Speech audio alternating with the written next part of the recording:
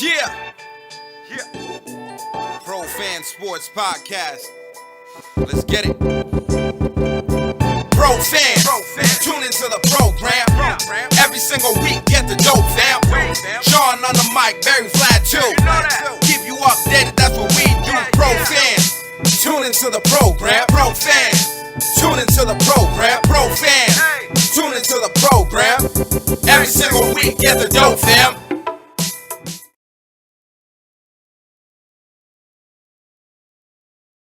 Yo, what it do, everybody? It's your boy John Altidor with Pro Fan Sports Podcast, where the fans of the pros go back at you with my boys Vlad and Barry. What's good, my G's? Yo, what's going on? Hey, what's up, fellas? How we doing? We got a big day today, episode 23, and a Michael big game Jordan. going on. Yep. Shout out to MJ. 23 on 23. How do y'all like that? Yeah, boy. Episode 23, man. You know, it's since we last did our podcast, a lot's going on. Yes, you know what I'm saying? absolutely. Including right now, we're watching the Celtics right now, down by 5, second quarter, about to go into the half, but you know they can pull it out. But as always, I'd like to remind you to please, if you have any questions you want answered on the show, please send us an email or DM us on any of our social media platforms. And the email is profansports1@gmail.com.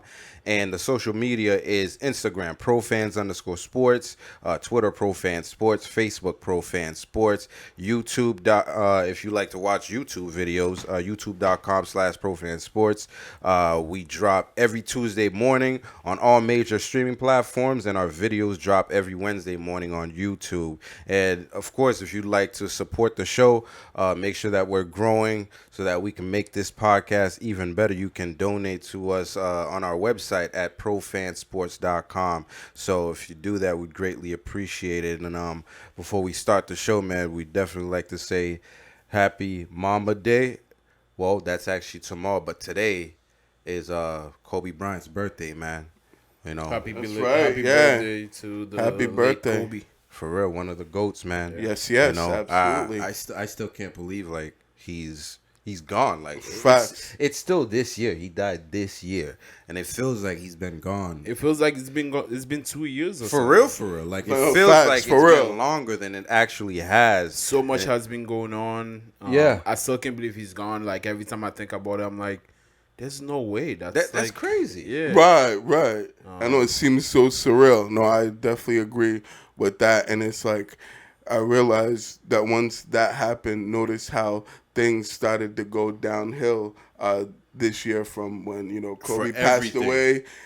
And then, up till now, with the, pandemic and the, social injustice that's going on in the, country. It was Yup. like, it's just... It went Right, downhill. exactly from that point, and yeah, it's still every day I think about that. I'm sure you guys think about that too, and it's like, damn, like this guy, like is supposed to still be here right now. It's larger He's than supposed life. to be, like you said, larger than life figure. One of the biggest, icons in sports. Mm-hmm. I mean, it's just hard even talking about it. It's heartbreaking to, That's a fact.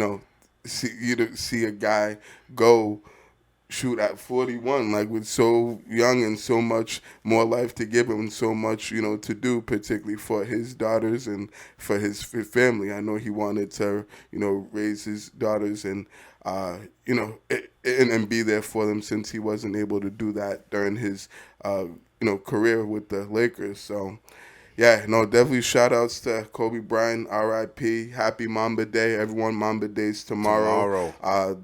August 24th, 8/24. So I know in L.A. that's a, holiday over there since he's like, and especially an icon over there and beloved by Laker Nation. So, much respect to, to Kobe Bryant for sure, no doubt. Word, man. And of course, on today's show, we'll be discussing the NBA, the NFL, NHL, MLB, and of course soccer. We would say MLS, but we know Vlad, he covers the full spectrum of what's going on with the soccer. So with the NBA, we're going to be covering the Celtics, of course. Right now, they're leading 3-0 in the series. We're going to be discussing some things like, what would happen if some other players were healthy, and what that would look like. We'll also visit the playoffs as a whole and see what's going on there, see our thoughts about the playoffs, winning Coach of the Year, Nick Nurse, and, some videos that came out about an incident that happened in the NBA, so you'll get to see that. We'll also be discussing, when it comes to the NBA, a question by Kimberly Ramrayka, who's actually from Canada, man. So if you guys didn't know our show, we're all around the world right now. So like shout outs to her. That's one of the homies right there. Facts. So that, no doubt. Yeah, and then we're gonna jump into the NFL, where we're gonna be talking about Patriots. The quarterback situation, injuries, people missing practices, and some decisions that should be made. We'll discuss some stuff that came out about Tom Brady. The Washington football team got a new president, so that's pretty cool. Absolutely. Some coaches dealing with some health concerns and stuff like that, and some teams probably gonna allow some fans into the stands this year as well. And then we're going to move on into the NHL, where we're going to be talking about Bruins, of course. They just won a series. And then we're going to look ahead into the next series that actually starts tonight, which is Sunday, August 23rd. And talk about some stuff that's happening around the team when it comes to Halak and Tuukka Rask. And then we're going to jump into MLB, where we'll be talking about the Red Sox. The division as a whole, and see what's going on there. Some trades happen. Some stuff with COVID related happen as well. And, as always, people getting in trouble for things that they shouldn't be talking about on air and stuff like that. And then we're going to move into soccer, which has a whole lot of stuff that's going on, and Vlad's going to update us on that like he does every week. And then finally, we're going to do the B-Money Lifestyle of the week, which also happens every week. So, fellas, man, it's been a few games since the last podcast. Yep. Yeah, it has, absolutely. Yeah, man. So what are you guys taking away from?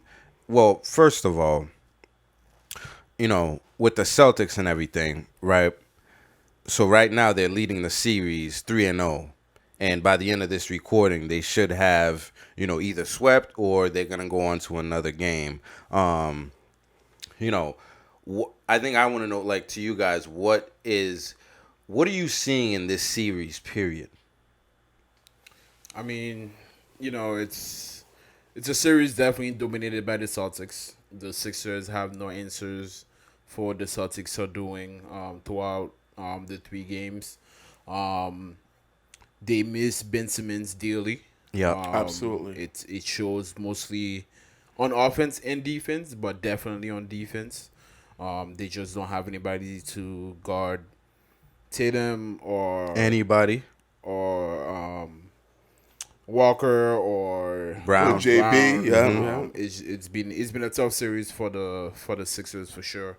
For me, I feel as though Brett Brown hasn't improved at all on his tactics, and his team Embiid has been really good at trying to push things and making sure he get his buckets, but he hasn't been playing that well defensively himself. You've seen some laziness in him throughout the series. The Celtics are here. They're imposing themselves on the Sixers. I just feel as though one team is ready to play and ready to like go far into the playoff, and one team is like, hey, we already down one of our best players. What can we do? That's how I felt the whole series. Yeah. Mm-hmm. Yeah, we've certainly seen, in this series, two teams that are on different side of the spectrums. One team, it has been, clicking and has been playing well and at a high level and has, certainly, opposed their will and their talent and dominated throughout, the first 3 games in this series. And the other team, as we've seen, just, lacks that talent, particularly in the perimeter, and just, hasn't been able to, to keep up and to, find any answers, as you said, and to find any matchups in their favor against the Celtics. I mean, it's just been a complete, mismatch and disadvantage, for them. As I was saying, particularly on the matchups on the perimeter, it's been barbecue chicken.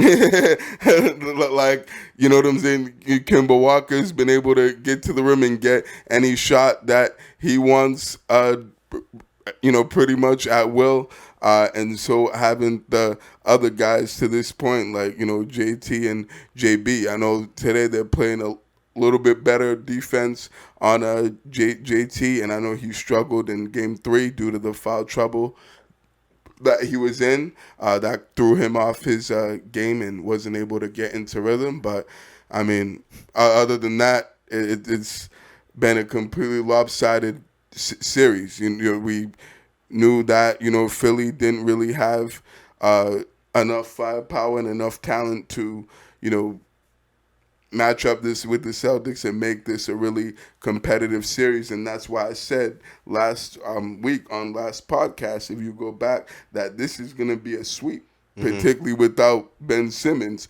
So I'm not surprised from what I've seen in the first 3 games. I expected the Celtics to dominate each game and to, and to beat these guys by, a fair amount of points, regardless of, what was going to, transpire in this series, even if they got, help from the refs and, got more favorable calls, or if Embiid went off and had a big game, because we've seen Embiid's gone off each 3 of these games and had big games. He's had, a double-double each game and about, 30 points each, game. Like, he's done everything he can on his end to try to give his team a chance. But, I mean, we've seen, it's just not enough, and they just don't have, the talent on the roster to, to compete and beat the Celtics. And I remember that picture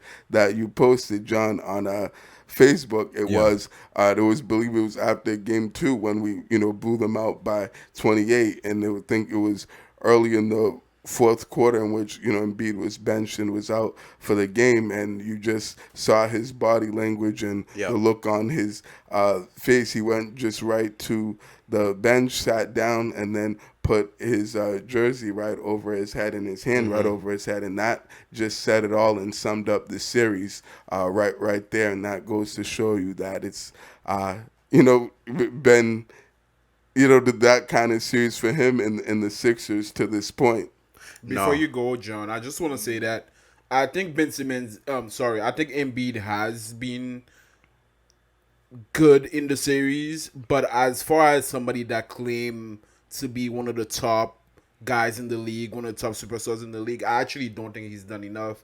I think he's been scoring okay, but I don't think he's been good defensively. And I think if you look at some of those superstars in the league, some of those guys that claim they're the best in the league. So, for example, take Luka Doncic. He's take Donovan Mitchell. Take Damian Lillard. Those guys have scored even more than they were scoring during the regular season. Yeah. Those guys have gone to like 40, 50, almost 60 points. Elevation. And I think Shaq been saying that all the whole playoffs, when you score 30 points, you should be scoring 36 points in the playoffs. You know what I mean? Like, you should be adding 6-5 more points to what your average score is in the in doing the regular season in the playoffs. And I think Embiid's been doing what he's been doing all season. He hasn't been doing more. And I think for somebody that claimed that he's one of the best in the league, he should be doing even more than what he's doing now. And I know people have been saying that,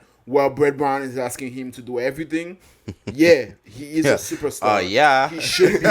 Exactly. He should be. Like, what do you expect? He should be doing that. He should be doing a lot more. So I think he's been okay. He's been consistent, but he hasn't been great. And if he wants to be great and no one. I think he's gonna be another. If he doesn't watch out, he's gonna be another Dwight Howard. Yeah. Dwight Howard was great, that's a good point. but he's never been like when you talk about the great centers in the NBA. You're not gonna name Dwight Howard anymore. He's gonna be like Dwight Howard was solid, but you're not gonna say.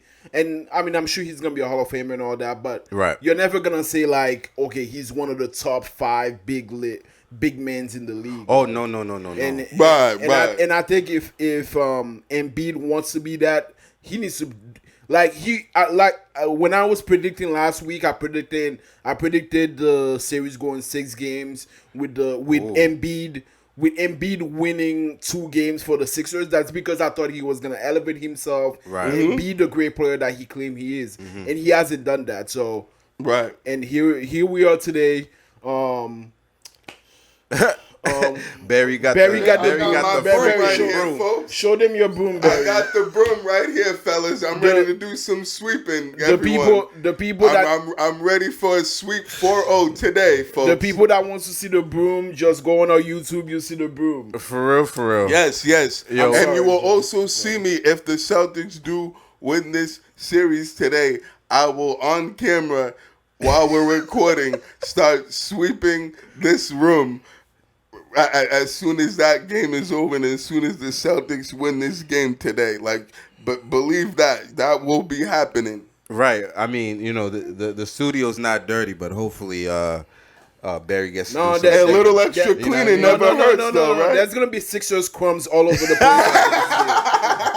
That's a fact, man. There's gonna be Sixers crumbs all over the place. Big time facts, right there. I mean, for me, the Sixers and the Celtics, it kind of reminds me of like an abusive relationship. You know what I'm saying? So it's like, yo, listen, you really have to put it that way. Go ahead, man. It's like an abusive relationship. We've been busting their ass in the playoffs for the last few years, right? Mm-hmm. Whatever round we meet them in, we always take them out, right? And then this year, what happened was they won 3 games. They won 3 out of the 4 games that we played them. During the regular season. During the regular season, they thought, right. things were going right, so let's get back together. Mm-hmm. Because it seemed like they tanked to like actually face the Celtics, as the number 6 seed. You know what I'm saying? Because that's the chatter I was hearing that, they are ready to play the Celtics. And if you guys are paying attention, Brett Brown was like, yeah, I've been preparing our team to face the Celtics in the first round. You know what I'm saying? So that's why I said, wow, he said that shit. He went there? Like, yeah, over the COVID hiatus, we've been studying up to go against the Celtics. That's what he said. And it looked like they so played. much for that studying, huh? Exactly. And it looked like they played to actually face the Celtics, and I say an abusive relationship because it's like, things went well for us, the last 3 times. Let's go another time to see if that's actually going to work this time. It's like, nope, it's still not working. You're still getting fucking abused. You know what I'm saying? I thought it would be more competitive than that. The big thing for me is like, I did predict maybe they'd go 5-1.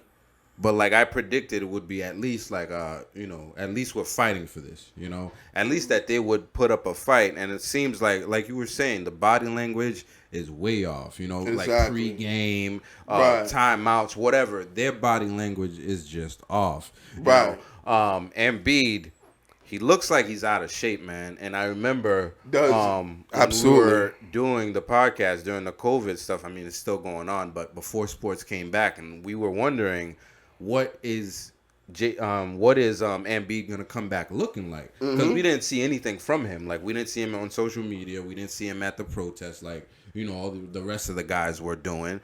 So we never saw him in public. So we were wondering what he would look like, and it looks like he's really actually not. I mean, he's been giving us 32, 10, 12, 13, whatever rebounds he's been getting, but it seems like he needs a lot more rest, and I get it. He's a big dude, 7-footer. He's carrying some weight. You get tired. You know what I'm saying? But like you guys are saying, he's supposed to take over these games. Like 32 points, that's good. For a star. You know what I'm saying? A superstar.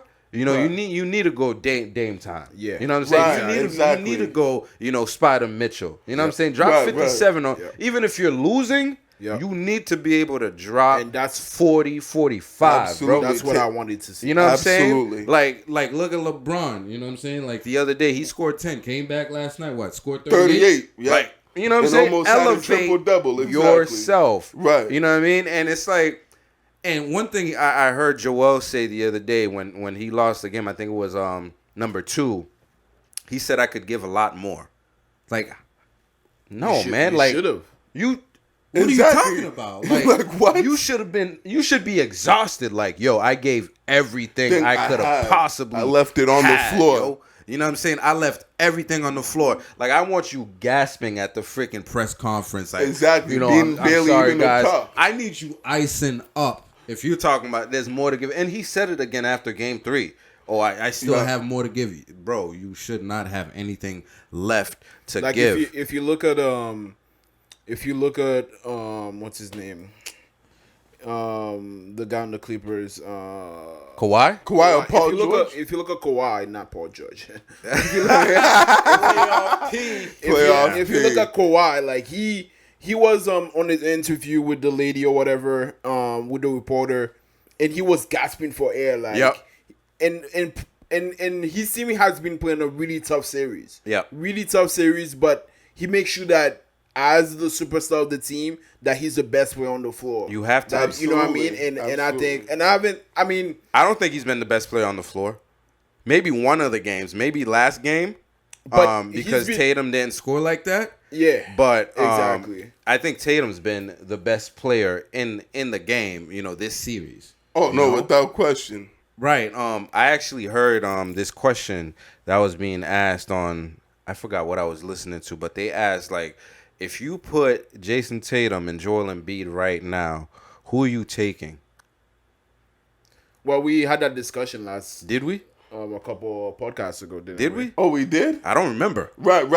Did, Like, did if we you really put Jason have this Tatum conversation? and Joel Embiid right now, you know, to build your team with, who you taking first? I thought we had a conversation similar to that about what the Sixers are gonna be doing. Because I remember asking, "Hey, if the Sixers lose the series with Joel Embiid and Ben Simmons, what are they gonna do with those 2 players?" But anyways, we can have that discussion again.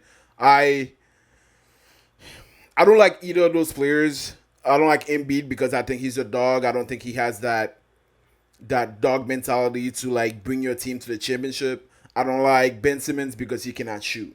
Like if you're a top guard in the NBA, a top power forward in the NBA, you should be able to shoot. Yeah. And I feel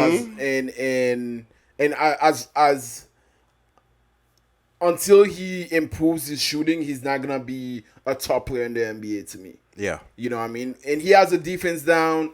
He's a really good offensive player, but he needs to add shooting into his arsenal. If I had to choose, I think I'm gonna take Embiid. I think I'm gonna take Simmons. No. It's between Embiid and Tatum.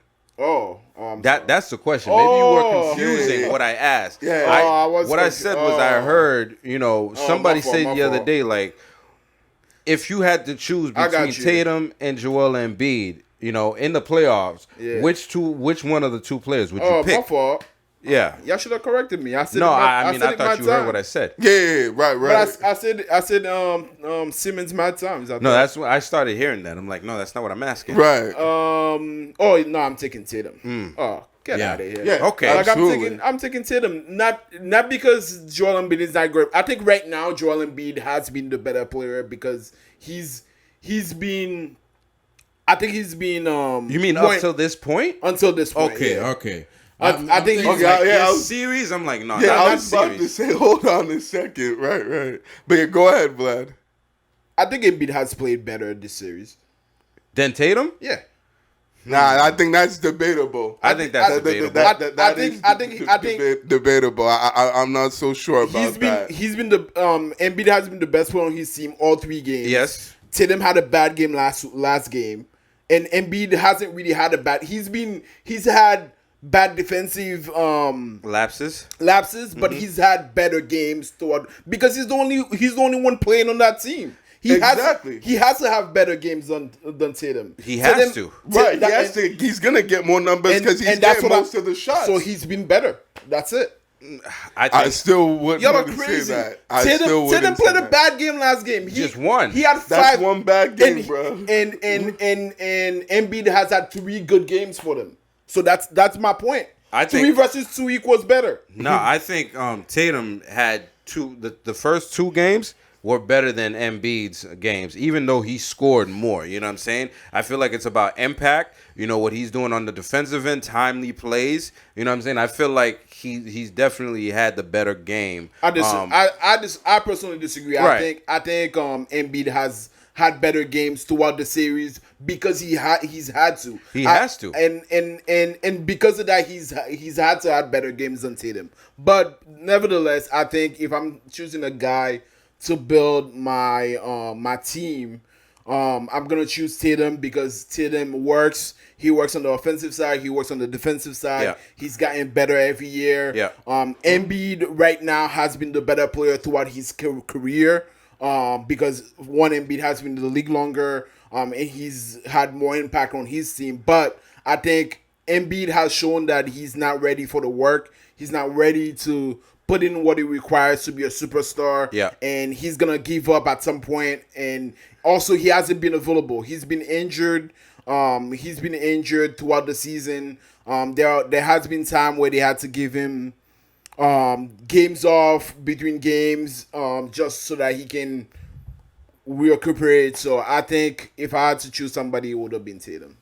Okay, Barry. Yeah, I would definitely go JT. No questions asked. No doubt about it. I mean, that's not even really a debate to me. I get you right. Embiid's a skilled and talented player, but I mean, Tatum is even more skilled and more talented and more polished, offensively. He's a two-way player. I feel like he's a guy that you don't really question his effort or his motivation 2 times. I feel like there's so many times in which we question, Embiid's effort and, motivation, and is he in shape? Is he engaged? And stuff, you don't hear those questions about Tatum. And as a superstar in this league and a guy that you want to build a team around, you can't be having those doubts and asking those questions continuously. It's not like, they're just 1 or 2 times. We're still asking these questions. And how long has Embiid been in the league for? He's been in the league for a good, 4 or 5 years, for a while. So Tatum's shown that he can be the number 1 guy on a winning team and in a team that can go deep into the playoffs. Yep. And as we've seen, Embiid hasn't shown that. He hasn't shown that he can take his game to the next level and that he can be that number 1 guy on a winning team that can go on a deep, playoff run. So I think, Tatum, definitely his mentality's better. Just his all-around game is, better. And I feel like in today's NBA, it's all about the swingman. It's all about the swingman and the guys that can, play on the wing and that can, play on the perimeter and be able to, dominate. So I think that's certainly been a big, trend in today's game. It's, really not so much about the big men, but more about the guards and the wings. So I feel like I would definitely take Tatum over Embiid if I'm going to build, my team around and, particularly want to make a deep playoff run and win a championship. No, that's a fact, man. My pick is simple. I'd pick Tatum for sure. Even, from a leadership standpoint, like you were saying, Tatum had a bad game the other day. Maybe not necessarily a bad game, but a bad shooting game, scoring game, I should say. And he had a lot of foul trouble, and throughout the whole time, you saw he was still engaged. He got a really crucial block at the end of the game, on Joel Embiid to actually help us win that game, sink the free throw shots that he should, on help defense when he needs to be. He's using his length. And also, if you're looking at the MVPs of the league, most of the time it's like a wing player. You know what I'm saying? A lot of the times it's a wing player. So, and looking at his trajectory, man, it's just the sky's the limit for this dude. You know what I'm saying? And you know, I was watching a clip of him just leading the team, even though he's what, in his third year right now. He's basically taking over the team, and he's the guy talking in the huddle like, "Yo, this is what we need to do. You know, let's stay calm. Let's do this. We need to just score. You know what I'm saying? Let's rebound. Everybody rebound. You know what I'm saying? And I just think it's beautiful, and I really do like Joel a lot. You know, I think with the right coach, with the right motivation, he could do a lot of things in this league, you know. I feel like he's a guy that could be like a Giannis, you know what I'm saying? Look at Giannis. He's that big, but the guy is freaking cut. You know, you look at Joel, he looks a little pudgy, man, you know. And I mean, some big men are definitely in that variety, but I think for him, he could be in way better shape, you know, with his body type and stuff like that. I think he could be in way better shape and do a lot better. You guys have dropped the Ben Simmons name a lot, you know, during our conversation so far, right? You know, he's out, obviously, due to injury. He had the partially dislocated knee. He had to get surgery on it. So that's what took him out of the series. But how would Ben Simmons have changed this series for you guys? I think he would have played a lot of defense against Tatum and Brown, and he would have frustrated those guys, and give those guys a lot more trouble scoring, especially with his length. And I think he would have also impacted Walker's play. I think especially game 2, Walker had some he had some spot that he put up to and nobody was guarding him. And I think if you have Embiid there, the space he would occupy doing the defensive plays would have troubled the Celtics for sure. And as much as he would have had a lot of impact on the game offensively, I think the better impact would have been defensively, and it would have. I think we still would have won the series for sure. I just think it would have been a tighter series. They probably would have won game 3. They probably would have won game 3 if Embiid was there, if Simmons was there. Yeah. No, I'm with that. I think certainly he would have impacted this series a lot on both ends of the floor. You know, he's pretty much, I think, you know, the best defender on that team and usually guards the top perimeter players. So would have certainly seen that in this series if he didn't get injured. But I think also offensively, you know, they really miss him because he's able to, you know, play that point forward and able to, you know, handle the ball, and his, you know, penetrating and playmaking ability and him being able to facilitate, you know, and create, you know, for others. I think, you know, they're missing that. They don't really have another playmaker like, you know, Simmons can, and just him being able to also, you know, do work in the paint. He would have definitely, you know, done work in the paint, particularly playing the 4. Like, that would have been, I feel like, a mismatch or a tough matchup for the Celtics to go against if, you know, they had him on the court. And this certainly, had they had him on the court, I definitely wouldn't have predicted a sweep. I would have still said that Celtics would have won, but it would have been a much more tougher and competitive and hard-fought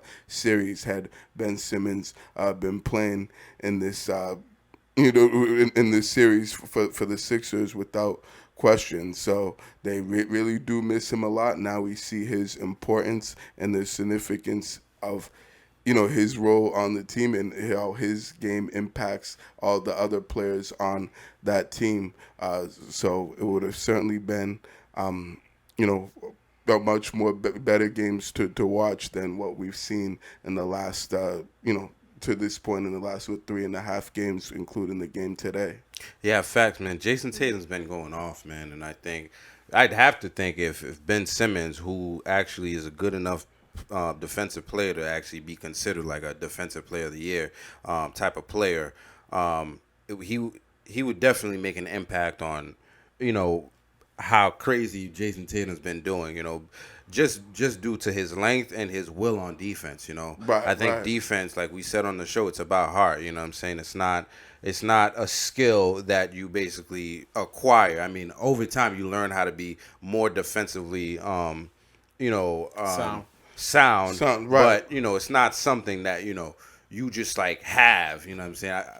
Some people like Marcus Smart, he just has that. I feel Right, like, right.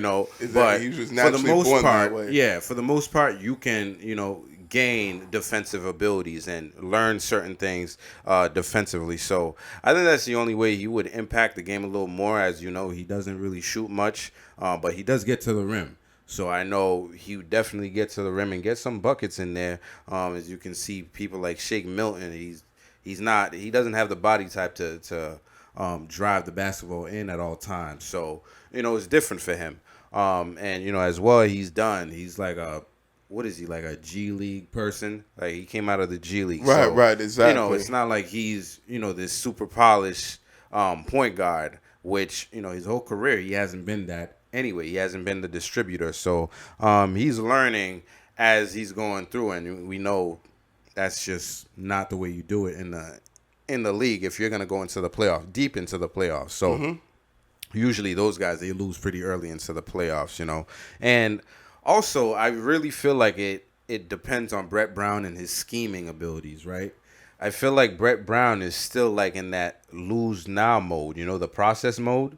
You know what I'm saying? Like, he lost they spent so many years just like tanking.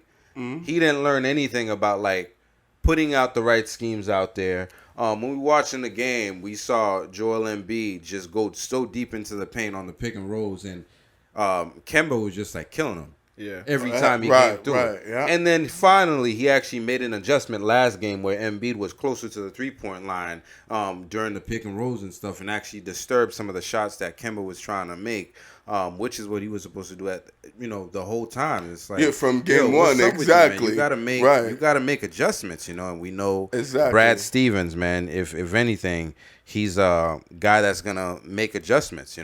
I mean. Speaking of Ben Simmons, he's not the only guy that was injured prior to this series happening.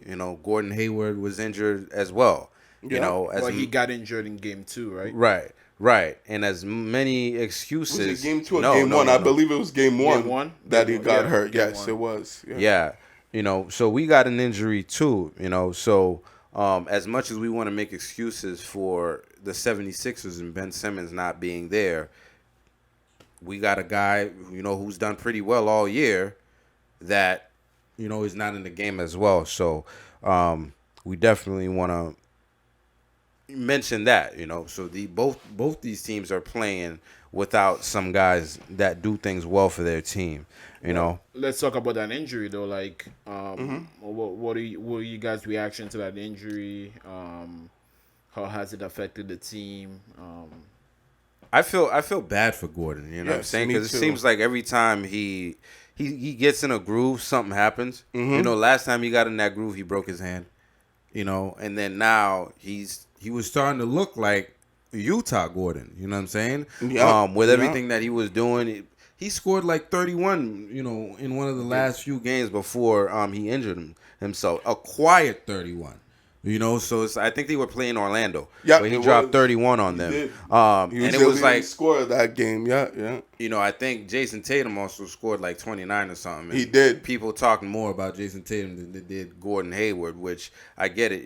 He's the star of the team, but at the same time, I know we've been hard on Gordon on this show, but I think it's only fair to say that he had been coming into his own, and we did talk about how he should be the most important player on in this series, right? Who are we looking to be the most important player to the Celtics? And we all said, pretty much all of us said Gordon Hayward, and then boom, he gets injured in game 1. I know. Yeah, now that's hard. That was your pick. You said Gordon Hayward had to be. Yeah, as well as myself. Yeah, no, I know yeah. You said Kemba Walker. Right. Yeah, I said Gordon Hayward too. Yep. Right. Think for sure it's really unfortunate and tough blow, and I think it's a big loss for this team, particularly for the second unit and the bench, since he plays a lot with the second unit when the starters, the top three guys in Kimba, JT, and JB are resting on the bench. So it definitely shortens the rotation and and shortens the depth that they have on the team without question. And right, it takes another scorer and playmaker, and another two-way player, off the floor for them. So, and I think, you could even make a case and say he's like their best facilitator and maker on the team, and he's certainly been doing a really good job of that in the bubble. I thought he's had a really good, performance in the bubble to this point. And it's just, I really feel for the guy because, like, every time he plays well and has a good stretch of games, he just unfortunately gets an injury and ends up having to be out for a long period of time. Because I remember at the beginning of this season, he had a really good start to the season. Yep. Averaging was 20. Playing really well, averaging 20. He was, presence on both ends of the floor and really starting to get back to playing like himself before the injury that he had a couple years ago, and then boom, gets injured against the Spurs and injures his thumb and has to miss a good amount of time due to that injury. And unfortunately, it happened again in game one. So it definitely, I think, affects their chances as far as how deep they can go. I don't think that it really affected them too much in this series, or is going to, but definitely moving forward, I think it will certainly have an impact on them as they advance and move on to the next round and so on. So I hope he gets well and has a quick and speedy recovery and can get back on the court and come back better and stronger, because I was really like the way that this guy was playing and coming into his own in in the bubble, and particularly in the last few games that he had played before the injury. No, that's a fact, man. And moving forward, for the Celtics to actually accomplish the goals that they want to accomplish, we definitely need Gordon Hayward on the court, man. But I wanted to actually revisit the playoff predictions that we had, right? Yeah. And I know, Vlad, you took that down. I did not, actually. You did not? No, I did Okay. not. I completely. Not that I forgot. I just didn't have time. I kind of remember my playoff predictions. I don't know if you guys remember yours. Of course. You remember yours? Absolutely. Okay. So for me, I had in the Eastern Conference, I had Boston versus Philly. I had them going for 6 games, with Boston winning 4 and Philly winning 2 games. Obviously, I was wrong in that. It looks like, I mean, I'm not wrong yet, but I think I'm going to be wrong by the end of the game today. Excuse me. It looks like Boston will sweep Philly. The next game was Toronto versus Magic. I'm surprised Toronto versus the Nets. Oh, They're sorry. Yeah, no worries. Toronto versus the Nets. That's going to be a sweep, and I think I had that as a sweep as well. Bucks versus Magics. I had that as a sweep. And it looks like, well, Magic's won first game, which was surprising to everybody. Nobody expected that. Mm-hmm. So I think that game might go 5 or 6 games, more like 5 game, but 5 or 6 game. And then I had Miami versus Indiana. I had that going 7 games. And the other Heat's up 3-0 now. Yeah, they are. Oh yeah, they're up 3-0. They won yesterday. That's it looks right. like that's gonna be a sweep. So I was wrong in all my picks except for the Toronto versus the Nets pick. There you go. Yes, I do remember my picks I had for the Eastern Conference playoff series. So obviously, first and foremost, the Celtics versus Sixers. I had that as a sweep, so, which is most likely looking like that's going to turn out to be that way. Yep. And with the game going on right now. Next series, Bucks and Magic. I think I had that as a sweep too, and For the Bucks? Yeah, for the Bucks in 4, And they screwed us first game. right. But I was actually happy about that. I was- good for the Magic. I was happy. Like the good. I'm glad that these They did the same thing teams- last year. Right, and yep, exactly. When they took Game 1 from the Raptors, Yep. exactly, and beat them in Toronto. So no, I was very happy and impressed with the way that they played in Game 1 and the way that they were dominating, particularly Vucevic. Was absolutely cooking Brook Lopez in the paint in Game 1, and he's had a really good series. So definitely shout out to him. For as far as the other series, Raptors and Nets, I had that, believe the Raptors in 5, but I think I'm going to be wrong on that one. I think the Raptors are going to sweep them tonight and handle their business. And then for the Heat and Pacers, I thought that would be a much more closer and competitive series, and probably the closest series in the East, but it hasn't turned out to be that way. The Heat are up 3-0, and it's looking like they're about to sweep them and bring out the brooms on them, just like I brought out my broom here today for the Celtics sweep. So I think they're going to do that tomorrow night when they play the Pacers. So those were my picks for the Eastern Conference, playoffs, and I guess I've kind of been doing all right with, with the picks to this point. And For correct. me, for the Bucks versus Magic, I said, I didn't give the Magic any chances at all. So when they won that first game, I was shocked. You know what I'm saying? Yeah, me What too, is for going sure. on, man? What the heck?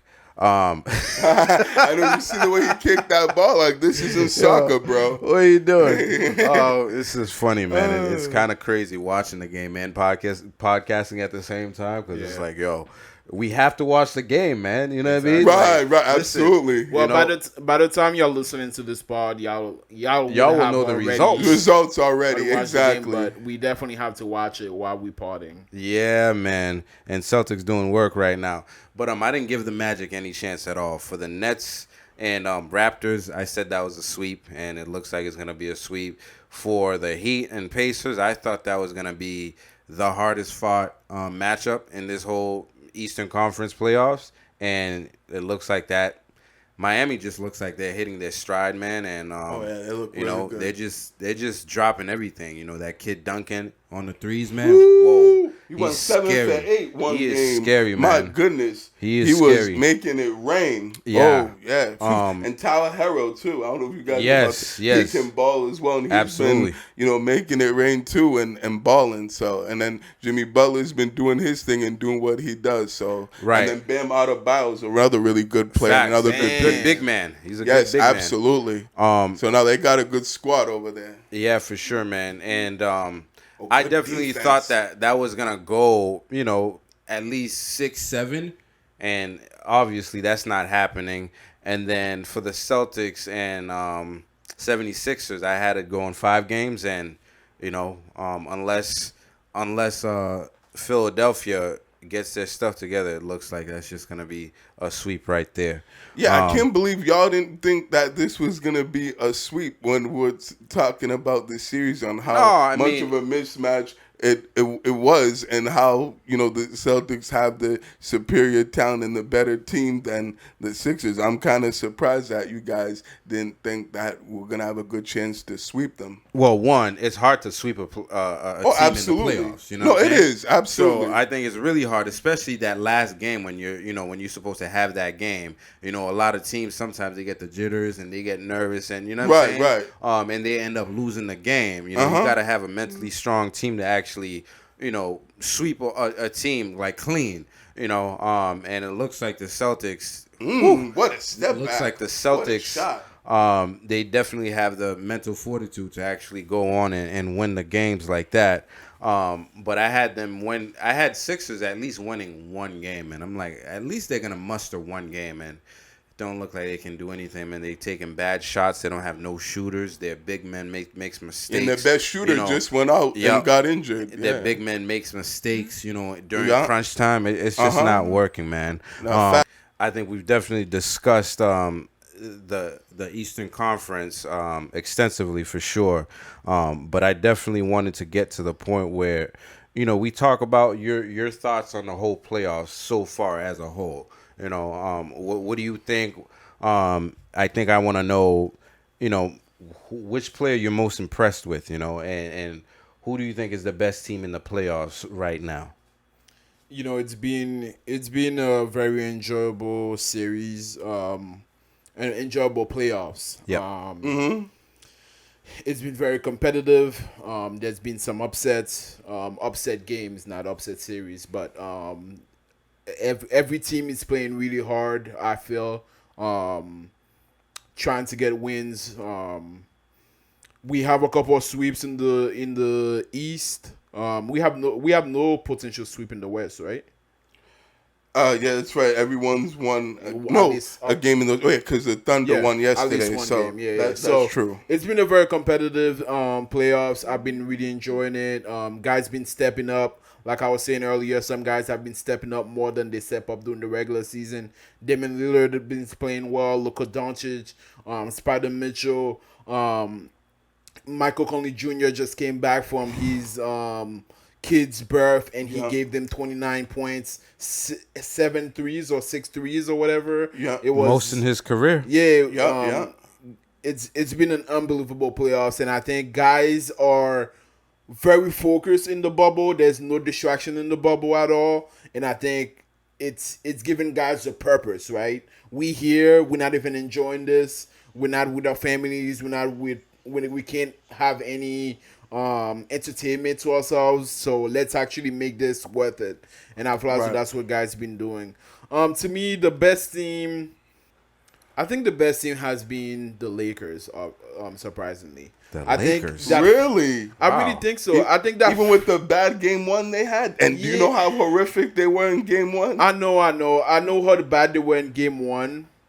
But I just think the last two games, the defense they played the last two games had been very impressive. They did have a really bad game one, and I agree with that, and that was unacceptable. Right. But I also think that the Portland was such on a high run coming off. They played like they were high. They were. Oh yeah, absolutely. They were the hottest team in the bubble. They had They had already played 3 playoffs games already just to get into the playoffs. So I think they carried that momentum into the playoffs. But I think especially watching last night's game, the defense that I saw the Lakers played wasn't very impressive.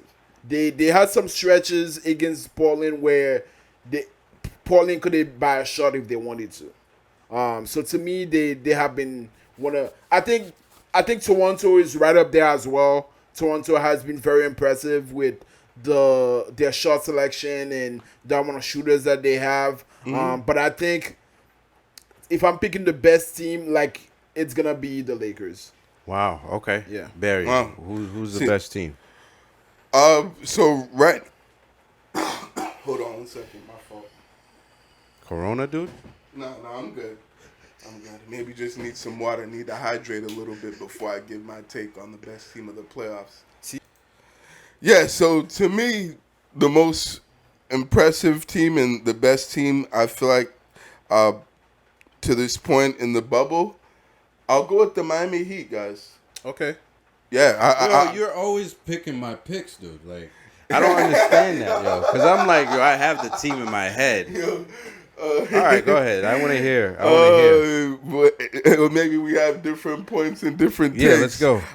So the reason why I say the Miami Heat is because I thought this was going to be a tough, hard-fought, physical, like, hard-nosed series. And the toughest playoff series, at least in the East. I thought, the Pacers would at least have won a game by now. I still expected the Heat to win the series, and for them to come get by the first round, but I didn't expect that they would be this dominant as they have been in the first three games. They've certainly opposed their will on the Pacers. Like we said, Duncan Robinson and Tyler Hero, they're shooting the lights out of the basketball. Like those guys are what I like to call money shooters. Yeah, and they've certainly done that. And Jimmy Butler has been, playoff Jimmy. He's done what he needs to do to lead that team, and be the top guy on that team. And he's even hit some big shots. And one of those games, he hit back-to-back threes. And we all know how poorly he's been shooting in the bubble. He has the lowest three-point percentage in the bubble at 24%. Yeah. From three, and he's certainly been knocking down big shots and been clutch for them in crunch time as they need him to be. And then Bam Adebayo has, played very well and has been that dominant force and big man in the paint for them, going against Miles Turner, who I think's a pretty good and talented big man. That's certainly a tough matchup. But Adebayo's played much better than Turner has in this series. So I think, especially for them to be up 3-0 and to win the first three games in this series, that's impressive to me. And I think they're going to give the Milwaukee Bucks in the next round a tough series and a tough time when those teams do play in round two. So definitely the Miami Heat, to me, have been the most impressive and the most complete team in the playoffs in the first week so far. Yeah. So I'm gonna agree with you, Barry. But for the sake of just being different, I'm gonna choose another team right now because I am definitely impressed with another team. Maybe you guys, this is gonna be something you didn't even think. I'm gonna go with Houston Rockets, man. And the way they've won their first two games against OKC, the way they've changed their defense. They actually play defense, and even James Harden is talking about, hey, I'm going to prove to people, like, people only talk about my scoring. I'm going to do some stuff on the defensive end that's going to open some people's eyes. And I think they've definitely done that. And I think had it not gone into overtime last game, they could have won that game. You know what I'm saying? Right. I think their shots started not falling down at the end there, but I think they could have won that game. And for them to be without Russell Westbrook and still be over OKC by that much, I was very impressed. And, I actually picked that series to go 7 games. And, we still don't know if that's going to go 7 games because now it's a 2-1 series. But at the same time, it looks like Houston has been, like, really great, making shots. I think James Harden was, like, 50% last game. So he's balling, and like we said, when it's playoff time, you elevate yourself, and James Harden has done that. Do we know when for Westbrook sure. is coming back? Westbrook, I mean, if I'm them, I'm keeping Westbrook as long as possible. Facts. Because I mean, Me if we're too. winning, the series is not in danger or anything like that. Take the more time you need because like that quads go deep. You know what I'm saying? Quad injuries. Yeah. And Right, if facts. you don't take care of it, it actually nags you a lot. So hopefully he's back soon. Hopefully it's not that bad. If they can win without having him play. I definitely go that route. Yeah. If they don't have to have him on the court to win against OKC, I definitely go that route because like the more time you give him, the better. Right, facts. For longer terms. But I don't think we talked about the most impressive player. Do you guys have a most impressive player? Somebody you've been most impressive with? Most impressed with? And the player that I've been most impressed with, might have to go with Luka Doncic. He's been very impressive. I've been very impressed with what he's been doing. And also he's playing the bullies of the Clippers, right? The Clippers is full of guys that are going to intimidate you. Yeah, right, facts. And I feel as though he shined through that. When Porzingis went out the first game, he took over, kept kept them in the game. That first game, and the second game, he helped win that game for the Mavericks. And I think for such a young player, he's been unbelievable. Okay. For me, I'm gonna go Spider, Donovan Mitchell. Again.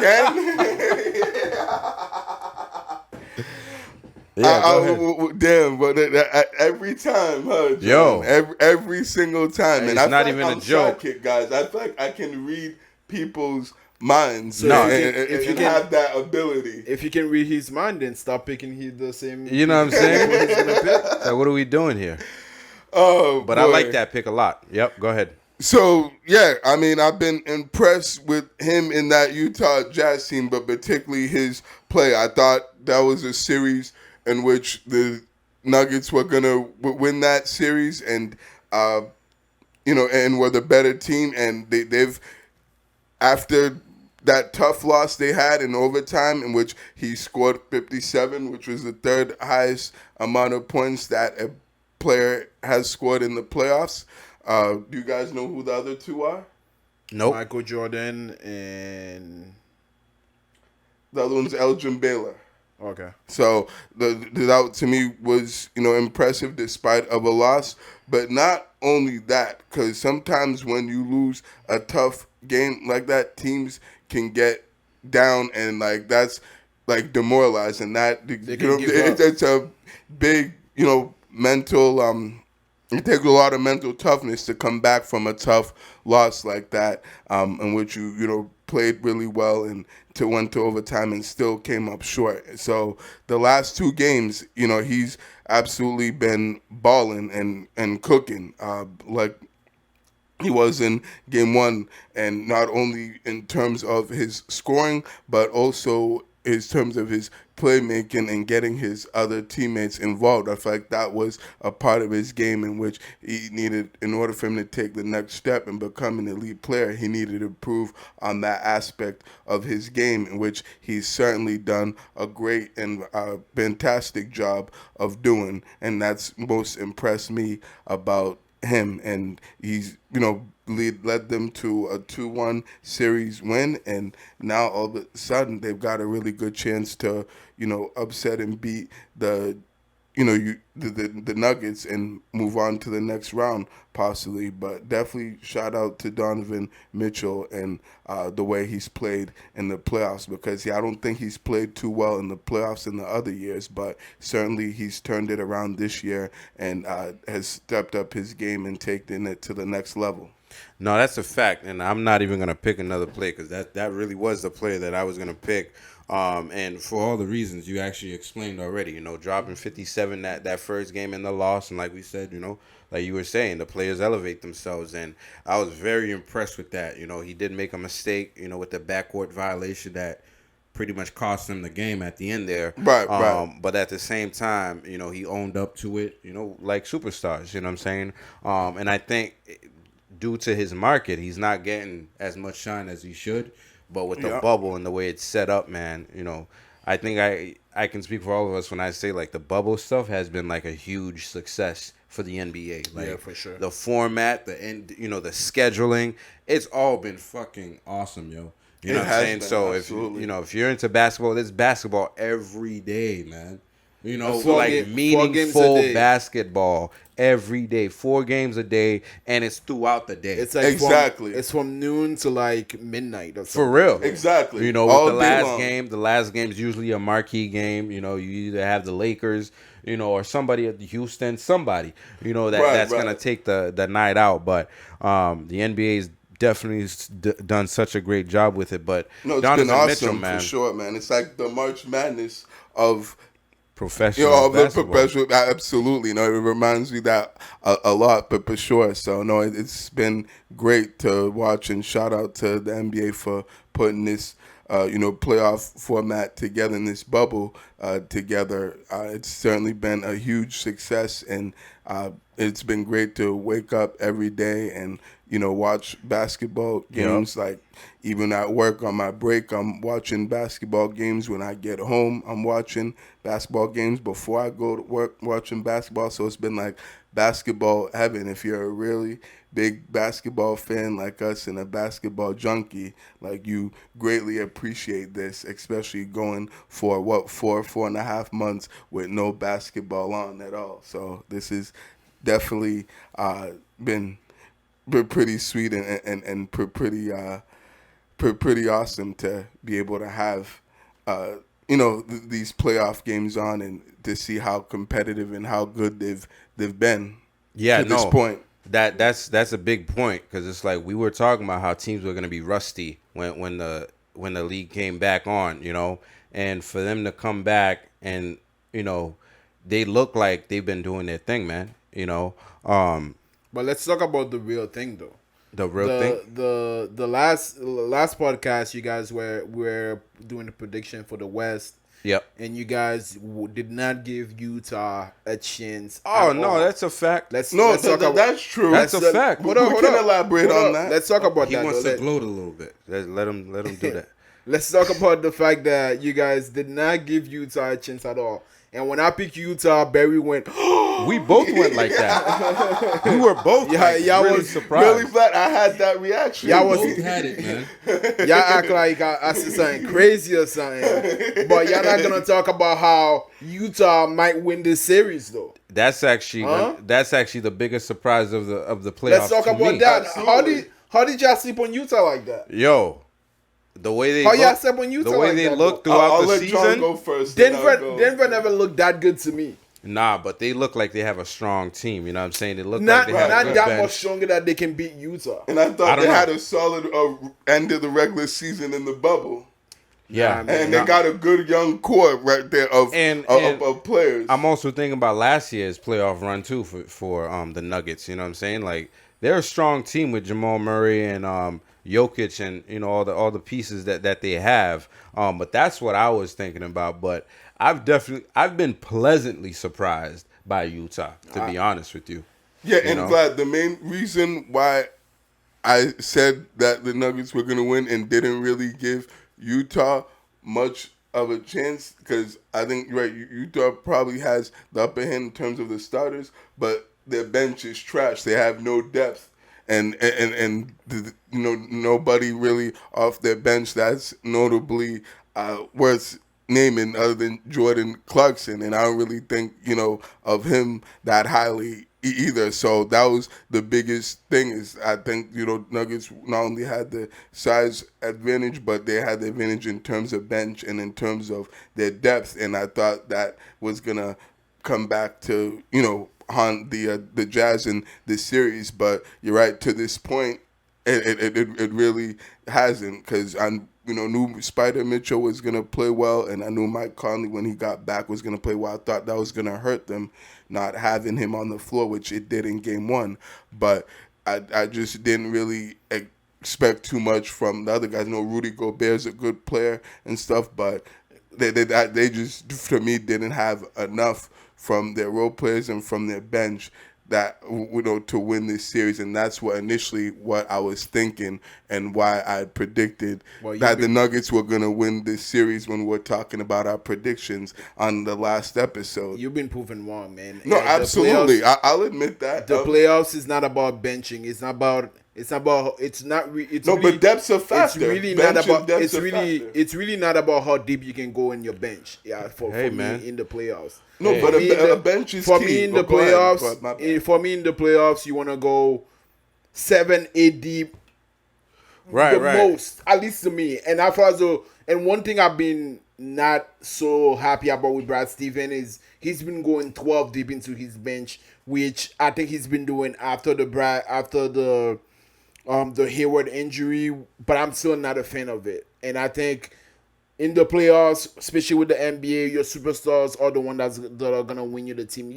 If you have depth, it definitely can help, but your superstars are the one that are gonna win you your game. And I just Spider Mitchell, man, I think he can take over any game he wants. Yo, He can take over. No, any game without he question, wants. I'm with you on that. Nah, I mean, Vlad, if you're so smart, why didn't you pick the right in the Eastern too? You know what I mean? He's talking like he's so smart. You know, why didn't you guys? We're like, yo, Right, he's trying to call us you out just on said our you pick. picked all the Right, stuff right, wrong in the East, and right. Exactly. So I think you guys are. I think you guys are not getting the point. we are getting the point. No, you're No, not. we get You're it, not. Dad, You're we not. Let's understand. let's Go talk about ahead. the East. What did I get? What did I get wrong in the East that you guys didn't get wrong?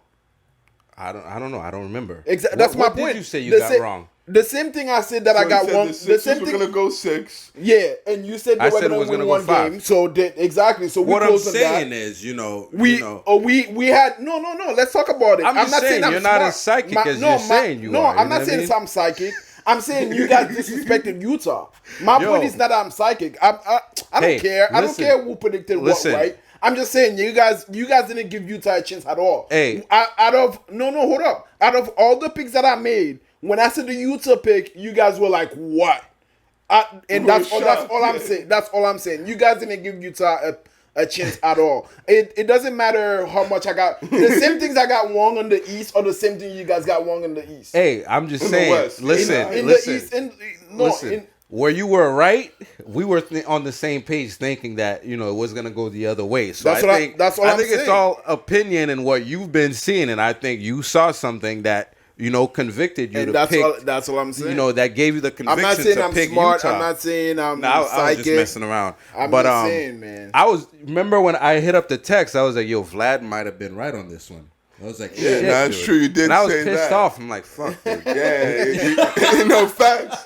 You said that. so, You're like, yeah, I guess, you're right. Vlad definitely made a right prediction. All I on have that to say series. is you guys are not the only one that thought I was crazy. I talked to my buddies. Nah. I was talking to my buddies at work. They were like, "You pick Utah?" Yup. And and they Yo. thought I was crazy too. So Yo, listen, you have bragging rights from now until the next series, bro. Because you're the only one that I know that I've spoken to as one of my sports watching friends that picked Utah. I was Yeah. like, you got to be out your mind. well, you know I what I'm picked saying? I picked Utah And in 7 games. So we'll see. We'll see. I mean, I the way it looks, That series could still the way go it 7. looks, I think Utah could take them in less Utah, than 7. yeah. The way Yeah, it's the looking, way it's looking right now, the way they won last game, I'm like, Exactly. they can take them in Oh, less yeah. than 7. Yeah, exactly. You know, I know that was an absolute dominating blowout. The way they played and just absolutely like manhandled and annihilated the Nuggets that game. Y'all getting me Yeah, fired. no, Y'all facts, man. Y'all getting me fired up. you are fired up. So we hard got Vlad turned up. Still hard to today, get huh? for all that. I like a fired up Vlad, man.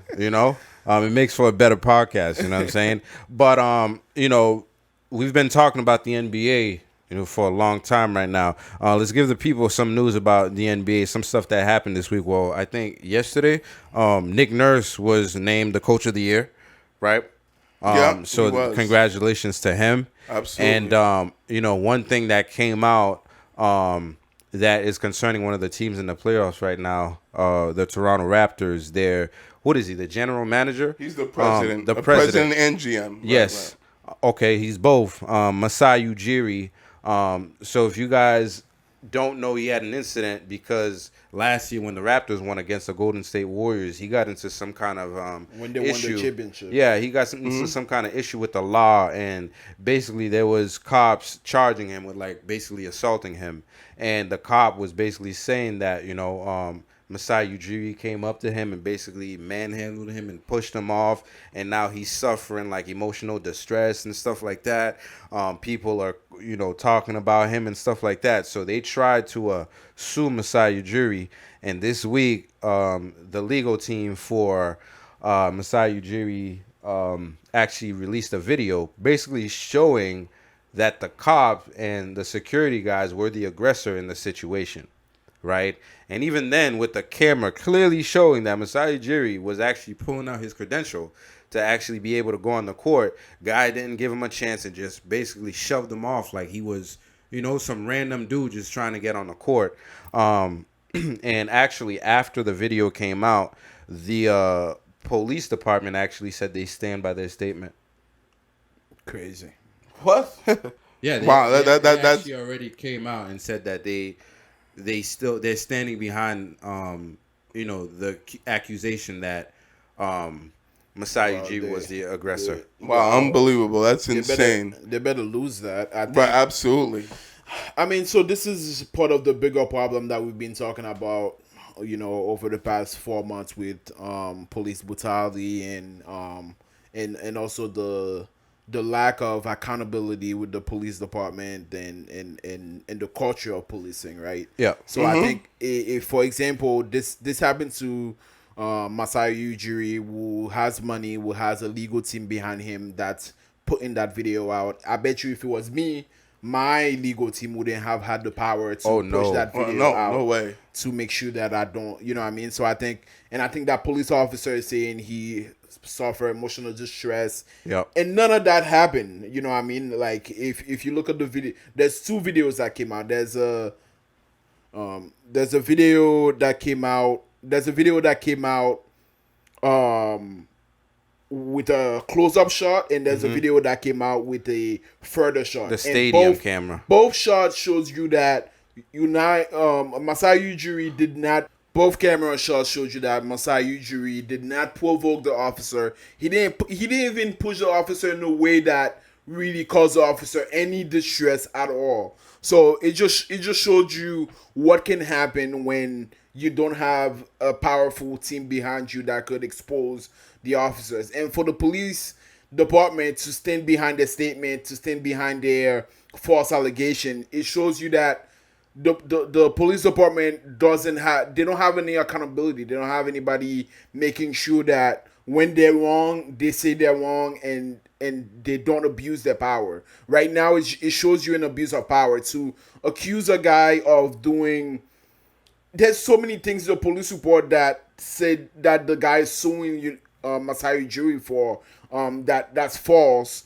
It's unbelievable. It's a lot of accountability. It's an abuse of power. And I hope they lose the lawsuit. I mean, Masai Ujiri countersued, so I hope Masai Ujiri win his countersuit. For real, I hope he sues him enough to just quit his job. Like, well, he doesn't want to quit. I know that. Right. Like, He won't if do I'm that. him, you're gonna put me through all that bullshit. Like, this is a high profile thing. You know what I'm saying? Yeah. So, if I was him, I'd definitely sue them for so much freaking money, man. Before I go on, I just want to clarify. So Masai Ujiri was trying to get onto the court to celebrate with his team after the championship. Right. And he was trying to pull out his credentials to show to the officer that, hey, I'm the president, can I go onto the court? And even before he finished pulling out his credentials, the cop shoved him. Not even tell him, no, you cannot get on the court. Right. Literally shoved They him. didn't even ask to him, the point, who are you? To the point, like, yo, why are you shoving me right now? You know what I mean? Right. Like, it's like all he had to say is like, sir, okay, show me your credentials before you go on the court, or anything of that matter. He didn't even say anything like that, or like, sir, I don't know, something. He just shoved him, and it's unbelievable. And like I said, I want to make this even a bigger issue. I want to make this more than just a Masai Ujiri issue. I want to show it's an evidence of the abuse of power that police have across the United States, that they can make up a police report, they can make up a lawsuit, and you can lose it because they have people backing them that the police are never wrong. And like I said, if it was somebody with less wealth, somebody in a lower position of power, that video wouldn't have came out, and they would have lost the lawsuit already. But in America, if you don't have money, you can put in situations that you don't want to be. Yeah. No, that's facts. I absolutely, Vlad. You bring up some great Vladimir points about that whole incident, and yeah, to me it was it's bullshit that the police really sued and actually said that they stand by their initial statement, especially after the video came out of the security guard pushing Masai Ujiri when he walked towards him the first time, and and didn't even bother asking him for a credential. And there's a guy that used to work security at at sporting events is I did for a couple years at the Garden. Like the first thing they teach and they train you when you're doing a security detail for that kind of event is asking that person, sir or ma'am, if it's a woman, can I please see your credential if you're not sure who they are or, who they're affiliated with. So he didn't even bother asking that. He just assumed that he was a guy that was trying to get on a court and and cause trouble. And even after, if you heard that video, there was even a fan in the background that said that's the president of the Raptors. Yep. He still didn't care, and he still mistreated him. And he had the nerve and the audacity to say to Masai Ujiri, back the fuck up, man. Yep. Like, first of all, I look better than you. Look at how I dressed. Like, the guy had a full suit on. Who goes to a game with a full suit on, bro? Exactly. Facts. Big facts, John. Like, it's asinine. This whole thing really pisses me off and really goes to show the social injustice and the racism and the police brutality and that we have in this country and how deep it goes and how bad it really is. Like it's just it's an absolute disgrace for sure. Go ahead, Black. Even if it was somebody that was sneaking onto the court, because if you're gonna sneak into the court, because it's a celebration, you want to be on the court. Even if it was somebody trying to get onto the court that they wore a suit, they wanted to go onto the court, that's not how you would treat them. Mm-hmm. Exactly, facts. You would have been like, well, your credentials, you don't have credentials, you cannot get on the court, go back. Mm-hmm. Right, you know what I mean? right. So that's what you're there for. It was wrong all the way around. Yeah, and for them to be for them to be standing by that statement, it's unbelievable. Yeah, no, that whole precinct needs to get investigated. What else you guys lying about? If you guys are gonna lie about something as simple as I shouldn't have, interacted with. I shouldn't have acted the way I acted with that guy. You know what I'm saying? Like, I made a mistake. It would have been over a long time ago. Yeah. Exactly. But you want to go into all this shit because you want to be an opportunist and, like Vlad said, the abuse of power, we're right and this guy is wrong because we're the fucking police. It's like, yo, and like you said, man, it just sheds a light on how shit really is. Like, people like us, we would never be in a position where, we would have that video. Exactly. Nobody would help us out with that. You know what I'm saying? Right. Luckily for him, he can, because you could lose a lot of money. You could even lose your freedom with something like that. You know what I'm saying? So I thought it was important to discuss that as for sure it was. Definitely. But, Masai Ujiri, he's a GM and president for the Toronto Raptors. And before we leave the NBA segment, we did have a question of the week, and that's from Kimberly Ramrayka, like we were saying earlier on during the episode. And Kimberly, thank you so much for taking the time to send us a question, for listening to our podcast weekly. You're definitely a pro fan for sure. And her question is, Boston Celtics or Toronto Raptors, who will go further in the playoffs and why? And obviously we know why she's asking, because she's a Toronto Raptors fan. So what do you guys think? Well, thank you for your question, Kimberly. So I think that series is going to be decided by both teams. Luckily, those teams have to cross each other's path. It looks very likely that they're going to cross each other's path. So they hold each other's destiny at their hand, right? So I do think that the Raptors have a better shooting team. They just have shooters all around, and it's gonna be a really tough matchup for the Celtics, guarding all those shooters. I think that it's gonna be really hard, especially not having Gordon Hayward, one of our facilitators, who would have made things easier for us. Man, Kimberly, that's a tough question. Yeah, I want to say the Celtics because I'm a Celtics fan. Yep.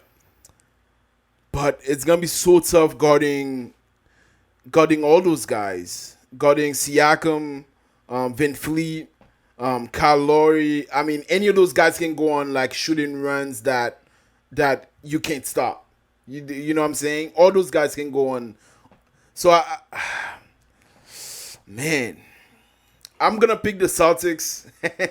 It's a tough pick, but I'm gonna pick the Celtics in 7 games. I think the Celtics are gonna go further than the Raptors, but it's gonna be really tough. Your Toronto Raptors, Kimberly, are a very good team, even without Kawhi Leonard. And I think they're gonna give the Celtics all they can handle. But I think the Celtics defensively is gonna come out on top, and they're gonna beat your Toronto Raptors. I'm sorry. Just enjoy the championship you won last year. Just keep enjoying that for another year. Yes, Kimberly, my dear, good friend of mine. I love you. She's actually a big Pats fan. I've noticed. We actually met last year when I went to the Pats Bills game in Buffalo, and went with a group of Pats fans, and she was among that group. And we met at a hotel party the night before the game that they Pats fans had at their hotel, and it was awesome and a good time. And she's a good person, good people, and appreciate the support, and it appreciate our friendship. And let me get to this question with all due respect before I get to sweeping here in a little bit. So the thanks again for your question, Kim. We definitely appreciate it. I'm gonna agree with Vlad on this one. With all due respect to the Toronto Raptors, and then for that team, I know how good and how dangerous they are, and how tough they are. Particularly in the playoffs, and as deep as they are. With that being said, I'm still gonna go with the Celtics here as far as who could go further in the playoffs. I know they're gonna be matching up in the next round. That's what it looks like. With them taking care of their business today. So I think it's a really tough series, and it's gonna be a really hard fought, like actual playoff basketball series, and very physical. I think you're right with even the problems that Toronto poses for the Celtics. I still think the Celtics can get by this series, but they have to play, particularly their top 3 guys, and Kimba, JB, and JT. They all have to play at a really high level and be consistent, and even play better than what they did against the Sixers, as they just did and just swept them. So I think that Toronto, they pose a lot of problems for us.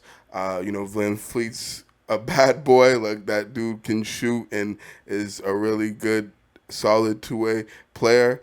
I like Kyle Lowry's a pit bull defensively, good leader, can make shots as well.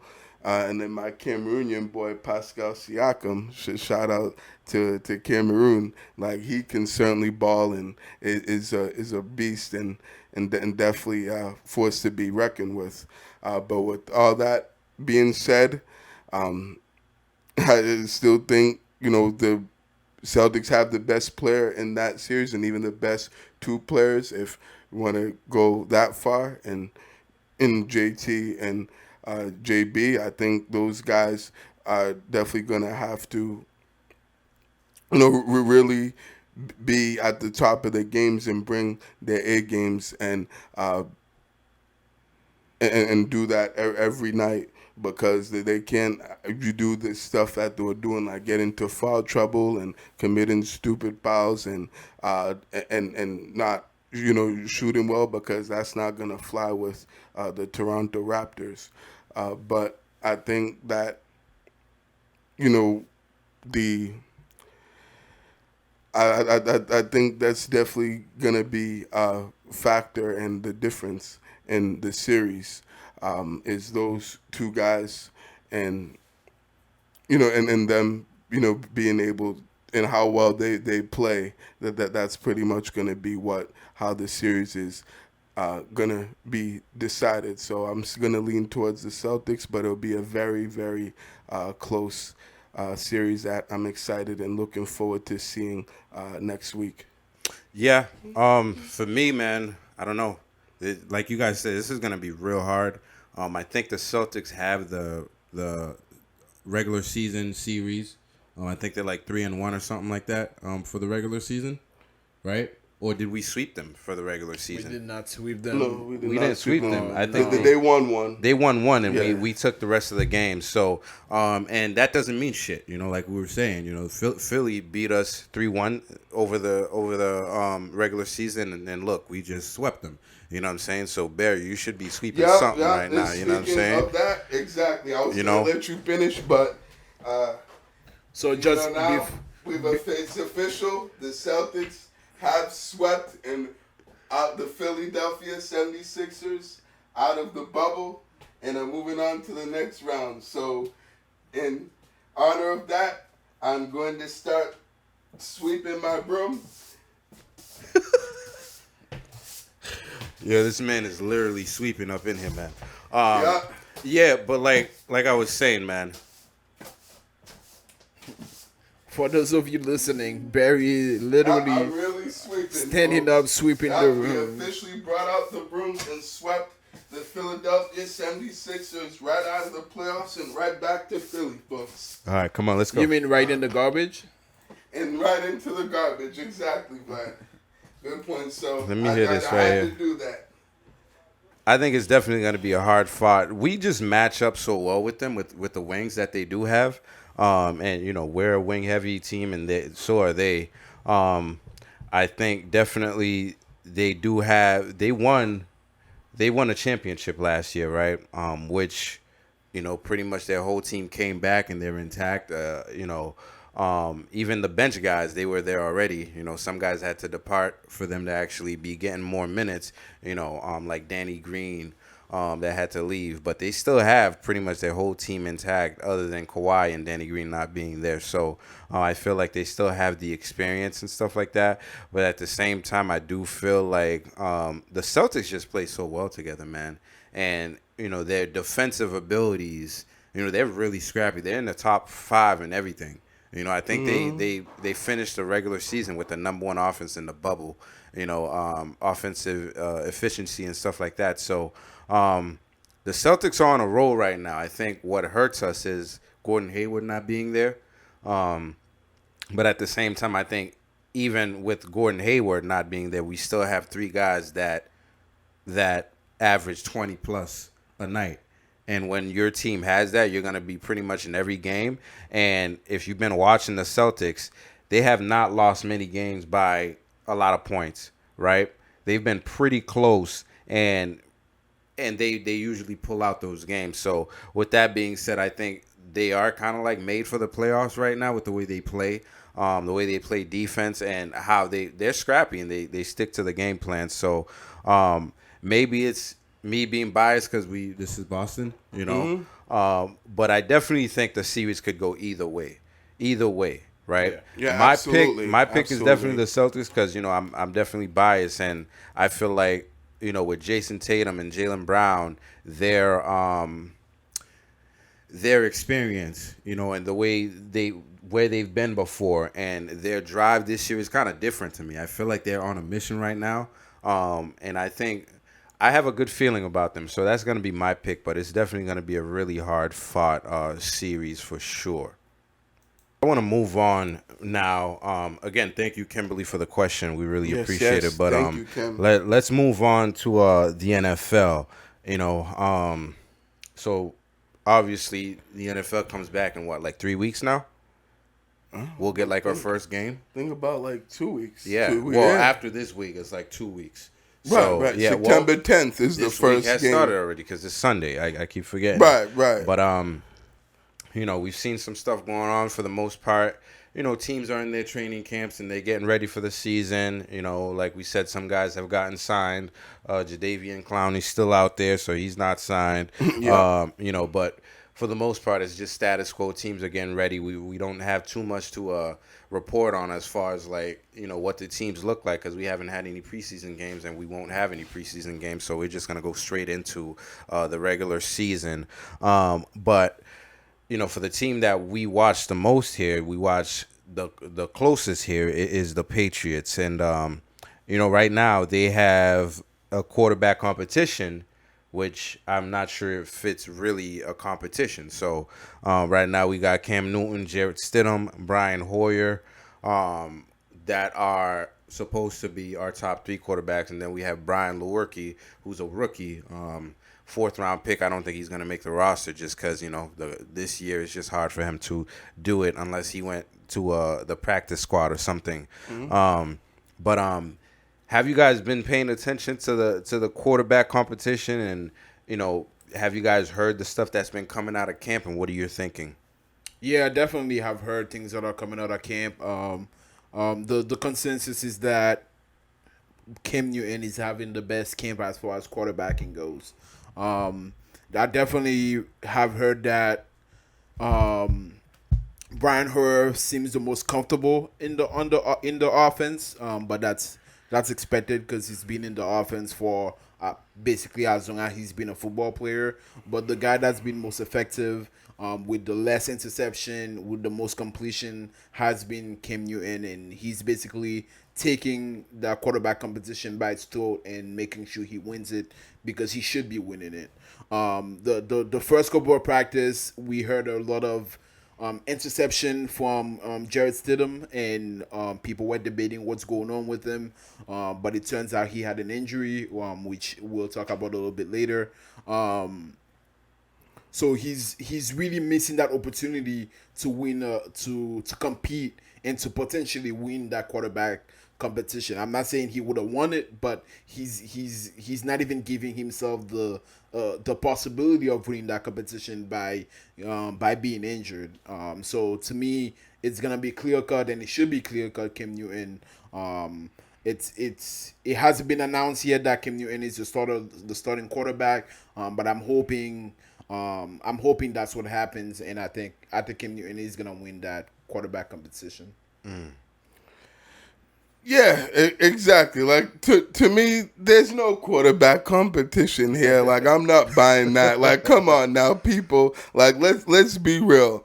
Like even if Jarrett Stidham was healthy, we know who should win this quarterback job and who should be the starting quarterback of the New England Patriots come week 1 of the season in a few weeks. Like we know Brian Hoyer is not a threat and not really there to, compete for the starting job. And I've been hearing some people saying that, Brian Hoyer could be the starting quarterback come week 1 just because of his experience and his, and him knowing the offense the best out of the 3. But come on, we know at the end of the day, it's all about who gives you the best chance to win football games.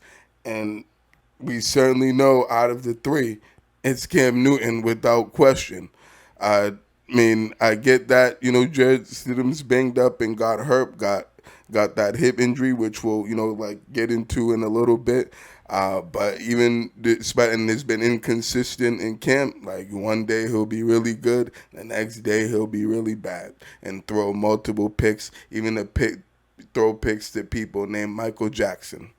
So exactly, yeah. Right? It's laughable. So I'm glad that Cam's been playing well in camp. From what I've heard so far, and that he's looked good to this point. Hopefully, he continues to do that. Moving forward, since it's his job to lose. Now I hear heard people say no, it's Stidham's job to lose, but I don't know why the hell they'd be saying that for. It certainly Cam's in the driver's seat to be the starter now, especially after the injury to Stidham, because come on, we all know he's gonna be Brian Hoyer for the job if it's just them two. That's no contents. Saying that's light work for Cam Newton right there. So I'm glad to see that he's most likely going to be the starter for week 1, because that's exactly who needs to be the starting quarterback for this team to start the season. I don't want to hear any of this other nonsense that I've been hearing from this week about him not being the starter. Like, we know who exactly is going to be the guy for this team at the quarterback position moving forward. Yeah, I mean, for me, I'm actually a Jarrett Stidham supporter. I've been saying that on the show. I like his tape he put out in the preseason last year. I've advocated for him, but I always thought that he should have some competition. I didn't think he should just be given a job, and that's why I brought up Cam Newton so many shows ago that we did before he got signed. And I think the Patriots spent the whole offseason just hyping him up after Tom Brady got signed, right? So then when they signed Cam Newton, I'm like, if they really believe in him like that, why would they sign Cam Newton? That's something you had to think about, Right. And I was reading up on it, and the first couple practices he was asserting himself, and then after that he just took a dive, you know what I'm saying, from what I'm reading. And now he has an injury, which is more of an insult. It's bro, you're 24. What is going on? Not to say players don't get injured and stuff like that, but you're a quarterback, you have a red non-contact jersey on. How are we getting injured? Exactly. You had all this time off season to get yourself in tip-top shape. Exactly. Okay? Peak physical condition. Yep. You know what I'm saying? Uh-huh. So what we expect is for you to be on the field. So now I'm hearing he's not even really taking reps during the practices, and it's basically Brian Hoyer and Cam Newton. And like you were saying, what competition? Exactly. Exactly. I get it. Bill Belichick, he likes to make sure the players earn it, but if you're watching the tapes, you see what's going on with Cam Newton, man. In the practices, the guy's dancing around. He just looks the part, dude. You know what I'm saying? He looks like he's leading the guys. The way the guys are talking about him, even though the Patriots, they're not even known to say much, but the way the guys have been talking about him, he's the show, Yeah. the way the reporters have been reporting on him, he's there supporting the guys. Even Jarrett Stidham, when he goes up there to throw the ball, he's hyping him up. He's dancing around. He's doing this, that, and the third. And the last couple practices, he's been throwing better than all the other guys. So Right. Which brought me to my other question, and I think Bear, you actually already answered it, right? Yeah. When should Bill Belichick name a starter, right? And how will that affect the team? I think Bill is gonna take his time with naming the starter. I do think that it's important, especially with no preseason game.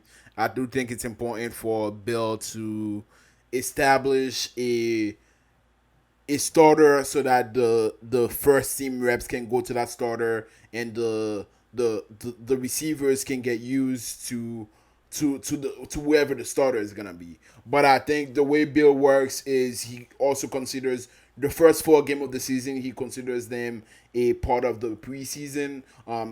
He uses it as a time to get to know his team. So I feel as though he might not name the starter until really that first game, just because of his nature. But I think if he names the starter now, it can give the guys a clear cut starting quarterback that they can get used to. So I think if he names it now, it'll give them opportunity to be better, to have a better continuity with the offense. Yeah. But knowing Bill, he's gonna name it later, and those first 4 games might be a really bad first 4 games for the offense. The offense might not show up as well as it should for the first 4 games. If he decides to name the quarterback before the first game. But I do think it's beneficial if he names the starting quarterback now, where the team can get used to that quarterback. No, but sure, I'm with that, Vlad. This certainly is, like I've said, a pretty clear-cut decision. I think it's clear as day, to say the least. But and I would probably say that it should be even announced now, but in Bill Belichick and the way he coaches and runs, the football team, he's probably gonna wait until probably that week of the game to announce the start. I wouldn't be surprised about that if he takes his time and wants to see a little bit more from these quarterbacks. I mean, even though I don't know if there's anything much else to really see that change his mind, but I think he'll certainly, want a little bit more time to evaluate, these guys and see what he's got at this position before making a decision. I mean, even though I would like for him to make the decision now, that wouldn't be a problem with me and could possibly be better for the team and for the offense, because then they can kind of know that this is going to be the guy that's going to be starting the at the quarterback position, and kind of like build that rapport and that get that chemistry down with him. They've been doing that already, but they can even doing that even more, and especially since they know now this is the guy that's going to be getting the first team reps instead of guys alternating, as far as who's going to get the first team reps and splitting the reps. Now if they name a guy, they can be able to say, okay, this guy is going to be a starter and this one's going to be getting all the first team reps at practice. So I think from that standpoint, it would be better for, for the team to do that. But I'm sure Bill's probably going to take his time and take at least another week or so to, or wait until the week of the first game against the Dolphins to make a decision on who the starting quarterback's going to be for the Patriots.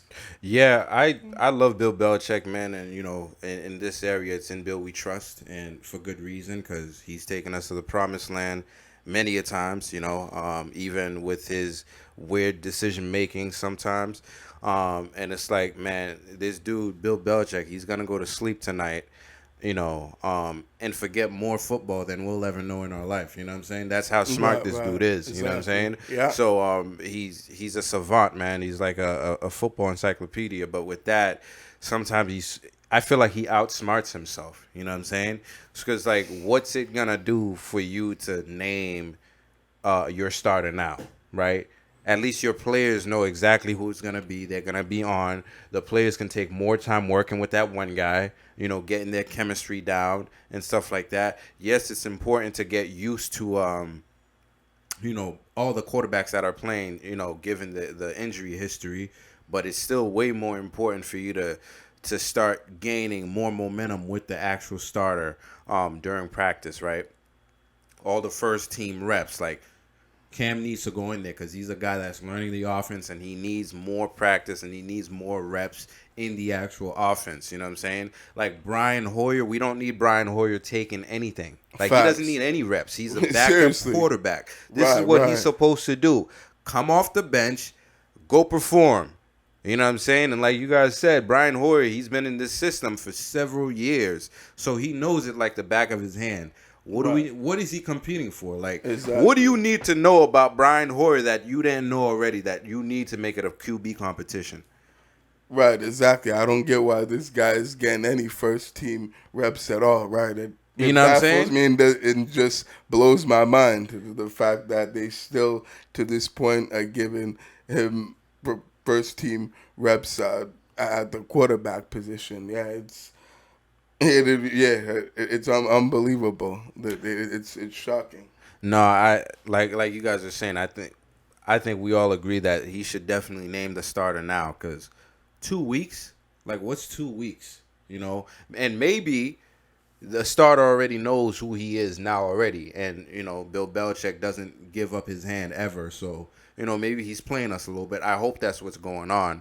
But if you don't have your guy named already, then that's a problem, because that's being a detriment to the team, because now people are not getting used to what they need to get used to. You know, we need Cam Newton in there getting at least 75% of the reps every single practice. I don't care what's going on. Leave the 25% to Stidham and Hoyer. Stidham's definitely not ready, and Hoyer, we're not going to start Hoyer. Like, we don't need Hoyer to start unless catastrophic injury happens to both these guys. Like, he should not touch the field. Unless, you know, we're beating the other team by 60 points. Hoyer, go in there. And garbage time. Kneel on the ball or some shit. Right. Victory formation. Exactly. Right. So other than that, I don't want to see. I don't even want to hear reports about Brian Hoyer. Oh, Brian Hoyer completed 4 of 6 passes. Who gives a fuck? Right. And so what? So like, who cares? Okay. And like, right. What like, are we doing the with that? fuck? What? Why do we care about this? Like, how is that relevant exactly Listen. to who's going to be the starting quarterback for this team? See, that's the BS that I'm not getting, that I don't get and understand why these Patriot reporters and guys that are covering these practices are putting out there. That's useless information, John. Useless, bro. For real. Useless. Seriously, it gets on my nerves. Like, what's that got to do with anything? Like, why do people need to know that? Yep. No, that's for sure, man. Like, 4 out of 6 passes, okay, great. Like, he should be the start over that. He should be getting as much reps as Cam Newton just because he's 4 out of 6 passes. Oh, he's an accurate quarterback. Oh, please, get out of here with that garbage. Seriously. And especially given the fact that our receivers are not that great. So Cam Newton definitely needs to get in more work.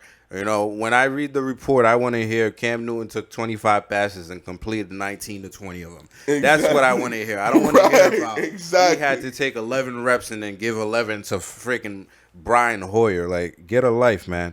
You know, Maybe they just want to give Cam Newton a little so-called breather and rest. Nah, that guy don't need a breather. He didn't play last year at all. Right. So he hasn't really played the last 2 seasons. He can take the reps. You know what I mean? Right. He needs it at this point. But no, thank you for that. I'm glad we're all on the same page. Like, dude, just name a starter. We don't have time for the bullshit. We don't have time for the games. But I think maybe the only thing is that he wants to see and make sure that Cam Newton is consistent throughout the whole camp and doesn't have any like drop-offs in terms of his performance. Maybe that's why he's waiting a little bit longer for him to name him the starter, even though we know most likely he's going to be the starter, but he just wants to see and be able to evaluate his performance a little bit more and make sure that he's consistently performing, every practice, the same way each and every day. So that's the only way that I see why Bill's taking his time and taking a little longer than we expect him to name a starter. That's the only logical thing that I can think of at this moment. To that, I'd say, from all the reports that I've read, like Cam Newton is a workout junkie, he's a workout warrior. He's taking more time after the games. He's putting on private workouts with the players on the side. Like, yeah, even after it seems practice, like it seems like he's the part. Like, he plays the part, and they talk about how he's like this alpha male. It sounds like he's already taken over as a leader on the team. So like, I'm just like, it is what it is. But some other things that are happening with the Patriots, some notable injuries with the kicker Justin Warrosser. He had some kind of injury, so now the Patriots actually did they sign Nick Folk? They plan to sign him on Monday. So they plan to sign him, and he's gonna do a workout and come in for a visit, have his physical, and do the COVID-19 test. And if he passes the physical and the COVID-19 test, he'll be signed by the team. Right, and if you know anything about Nick Folk, we do not want to see him on the field. Jarrett Stidham, unfortunately, probably will, because we don't really have another kicker. Right, I know. Well, there was the rumor that Steven Garkowski, who was our longtime kicker, really effective kicker until the last couple of years, where he kept missing and he got injured. I heard that he's healthy. He got offered a couple contracts. Two AFC teams. Two AFC team came to him and he turned it down. So maybe, I don't know, but maybe that's another option.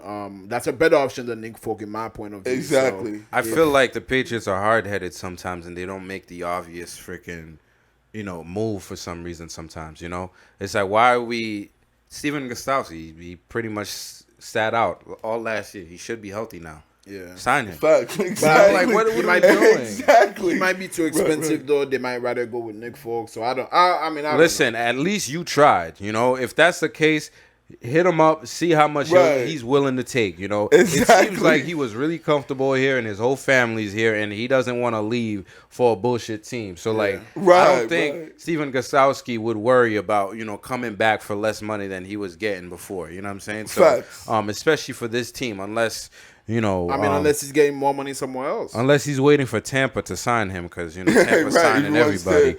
to join that TB12 and his boys Grunk over Right, there, like right. everyone else Patriots is doing. South. Right, exactly. Right. Yeah, and Jarrett Stidham. The Tampa Bay Patriots. Yep. And Jarrett Stidham sustained some kind of hip injury, and he was brought to the hospital Yeah. for preliminary checks on that. So we don't know what's happening with that. He hasn't done too much in practice. And I think that's problematic. Just like we were saying earlier, for a guy that's that young, hasn't played anything, has a red jersey on, so no contact. It's problematic for you to have a hip injury. Yeah. and, Facts. And injuries can happen at any age. It can happen. You fell in the shower. Injuries can happen. I understand that. But I'm telling you, as a quarterback, your best quality is your availability. That's right. And I think Facts. Brady, one of the reasons Brady is so great, not only because he read defenses like anybody else, but better than anybody else, but also because he has been available his whole career. The one injury he sustained was a gruesome injury, and he hasn't really sustained any injury that kept him off the field. He has sustained other injuries, but he made sure those injuries didn't keep him off the field. Yeah. And for Facts. Jerry Stidham to go to the hospital, I think that's a detriment to him. That's a detriment to his team to not be available to compete against Cam Newton. I mean, all we heard before they signed Cam Newton was that Belichick really believes in Cam Newton. He's really close with Cam Newton. He really believes in Jarrett Stidham. He's really close with Jarrett Stidham's family. All the signs were pointing to him sticking with Jarrett Stidham. So for him to not be here to compete against Cam Newton is really bad for him. And Problematic. Absolutely. it is problematic. Absolutely. And as much as I love Jimmy Garoppolo, he has had some injuries that already kept him off the field. Yeah. And Facts. and you just can't afford that as a quarterback. You want your quarterback to start 16 games every single year. That's every right. single year. Right. Eli Manning, one of the worst quarterbacks ever. He's gonna go into the Hall of Fame. He's gonna go into That's the Hall of facts. Fame because one of the reasons he's gonna go to the Hall of Fame is because he's been available for his team almost every. He has one of the. I think he Longest He has the streak. longest streak of starting. Yeah. No, not more than Brett Favre. But Oh, he yeah, has- that's true. He he has has like the one of- second longest behind He has Brett one. Favre. He has Right, one right. of the longest streak of starting, and as much as he sucks because he's been available, he's been good to his team. Yeah. No, And that's so facts. I think if Jarrett Stidham wants to be a starter in this league, wants to be a good player in this league, he better get his ass good and ready to compete for a spot on this team. Listen, No, like we said, that's man, all facts. he should have been in tip-top shape coming into this year, and like whatever you need was loose, it needs to be tightened up, all that, so it doesn't look good for him, No, with sure everything that doesn't. comes Absolutely out. not. Cam Newton definitely sounds like he has the upper hand as a starter, which he should, Right. We expected that. Right. Other Patriots news, some notable players missed some practice. One of them's N'Keal Harry, who was our first round wide receiver last year, who's already missed a lot of time, so that's not good. Stephon Gilmore missed practice as well. Oh, Gilly Lock did too? Oh, I Yeah. didn't hear that. And Wow. we don't. Do you know what he missed practice for? I don't know why he missed practice. Yeah. but those are worrisome to me. You definitely don't want to hear some of your top guys missing practice. Mm-hmm. It just doesn't give them the opportunity to practice with the team and also, to be effective. And also it tells you maybe they have some kind of injury that we don't know about. So that's definitely, that's definitely worrisome. I also wanted to say before we move on to anything else that there were reports over the week that the Patriots receivers are not getting open. They're just not getting open. Oh Lord, here we go again. They're not playing well, and that's worrisome. I mean, one of the reasons why Brady was so frustrated last year is because his receivers weren't giving him anything to work with. It's if we have a new quarterback and we're still having that same issue, that's problematic and that's worrisome. Honestly, this is the first season. This is one of the few seasons or one of the first seasons where I don't even know what the team is going to look like. I mean, I know the players that we have, but I just don't know what that team is going to look like. Even on defense, we lost so many players on defense that top defense that we had last year. I don't even know what that's gonna look like. You know what I mean? So it's definitely a weird feeling for me. As excited as I used to be about football, it's like, I mean, not that I'm not excited, but it's not that can't wait.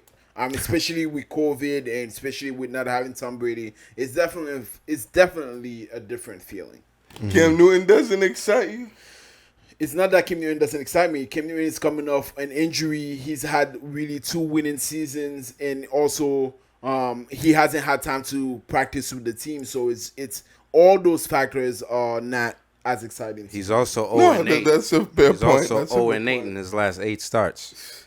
And that's, which is atrocious. That's concerning. That's concerning. That's definitely concerning. No question. And I'm definitely really concerned. Not really about Gilly Lock, because I know he'll be there when they need him to be there, and we know who he is, Defensive Player of the Year and the best corner in the league. I'm concerned about N'Keal Harry missing time, guys, because he's missed, I think, 3 or 4 straight practices now, and we just said on how bad and how pathetic this receiving core has been since last year, and how they lack being able to get that separation and get open. As we've said on this podcast, they were dead last in getting separation, from the DBs, from the corners last year, and they really didn't do a good job in terms of their route running and being able to make plays when they needed to. So I mean, this is a guy that needs to be out there on the field with Cam Newton and getting these reps. Like, these are one of the guys that this time of camp is the most valuable too, because he needs to build that rapport. Barry, I'd agree with you, man. And it's like this kid's been on Instagram all summer talking about working with the footwork king, and reports that I'm hearing is that he's not coming off his breaks as fast as he should still. Which are the same reports that were coming out last year. And now I don't know if this is another injury, but like this is looking like, one of those picks that Bill Belichick just fucked up. You know what I mean? Yeah, exactly. And turned out to be a bust round pick. Especially if you look at the other receivers, Marquise Brown, DK Metcalf, how they've performed the last year. And, you got this guy who was the first receiver off the board, to not be able to produce or even stay on the field. So that's definitely concerning. Big time, sure is. But in other NFL news, Belichick is just bad at picking wide receivers. Yeah. Oh, absolutely. Yep. Absolutely. In other NFL news, the Kansas City Chiefs, they're going to allow season ticket owners to.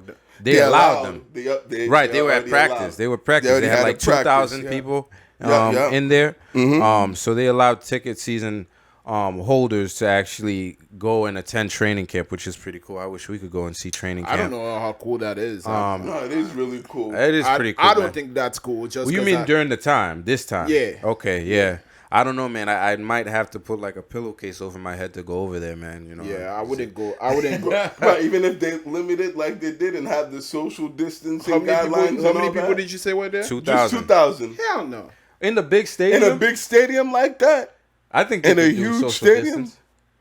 Absolutely. Yeah, and I saw the video too, and they social distance. Everyone was 6 feet apart. It was in Arrowhead Stadium where they had the practice. Yeah. Okay, maybe. Yeah, no, that makes more sense. The Patriots could have something like that. I didn't know it was in He's the thinking about the Patriots training camps, which No. I didn't know That their practice field is certainly off limits. Can't do that for sure. I still don't think I would have won, but I think I would have been okay with that amount of people Right. that are there. Right. No, for sure. That's understandable. Fair point. So that was a pretty cool bit of NFL news we got this week. Sad news: Ron Rivera was diagnosed with cancer, but it's in its early stages and it's very treatable and it's curable. So good for him. They caught whatever it is, so early, and now he's able to treat it, which is good. And he said he's gonna continue coaching throughout whatever The therapy he got to do. Yeah. Hey, Right, no, which is great. For Iron sure. Man. Good for him. And one piece of good news. We don't usually have good news for this team, but one really good piece of news for this team, the Washington football team. They actually named Jason Wright their new president. That's a big deal because he's actually the first black team president ever. Mm-hmm. Facts. If you think about it, with the league being like 70% black people, yeah, and we're just now getting the first guy to be the president. It's slow, but it's a small victory. Yeah, you know what I'm saying? sure. So congratulations to him, man.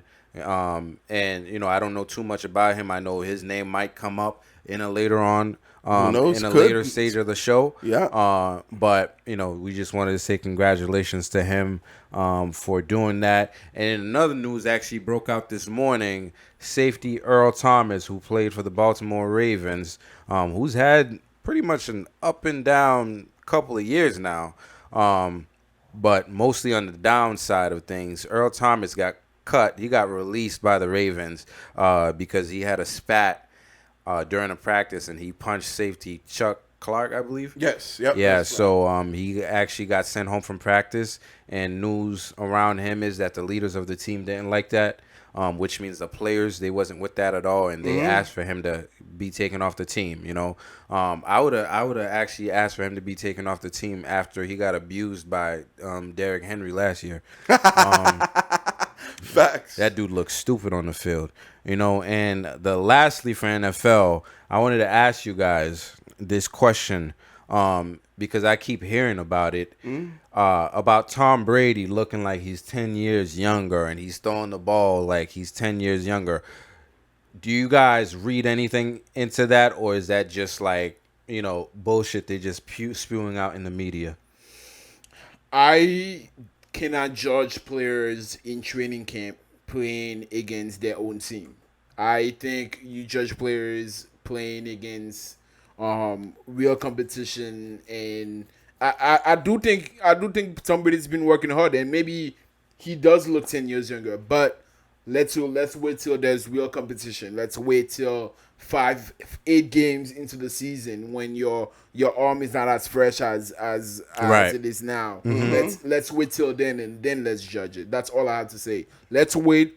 Listen, I'm rooting for Tom Brady to have a really good season because I'm a Tom Brady fan, and for all that he's done for us in New England, I'm forever thankful for what he does, for what he's done for us. And if he can prove to the whole NFL world that he's that quarterback, that he's not a system quarterback in Tampa, I would love for that to happen. But I'm not gonna say he looks 10 years younger because we saw a little bit of a decline in somebody over the last couple of years. Right, so no doubt about that. I'm not gonna say he looks 10 years younger. Let's wait till the season starts. Let's see how that goes. Yeah, no, I agree with Vlad on this one. I think it's ridiculous that there are reports and people that are out there saying that Tom Brady looks 10 years younger just because what they see in camp in the videos that the Buccaneers have been posting on their IG or YouTube or on any social media platform. It's really hard to tell and evaluate, especially at this point in camp, since they haven't really had too many practices or done too much, with the team.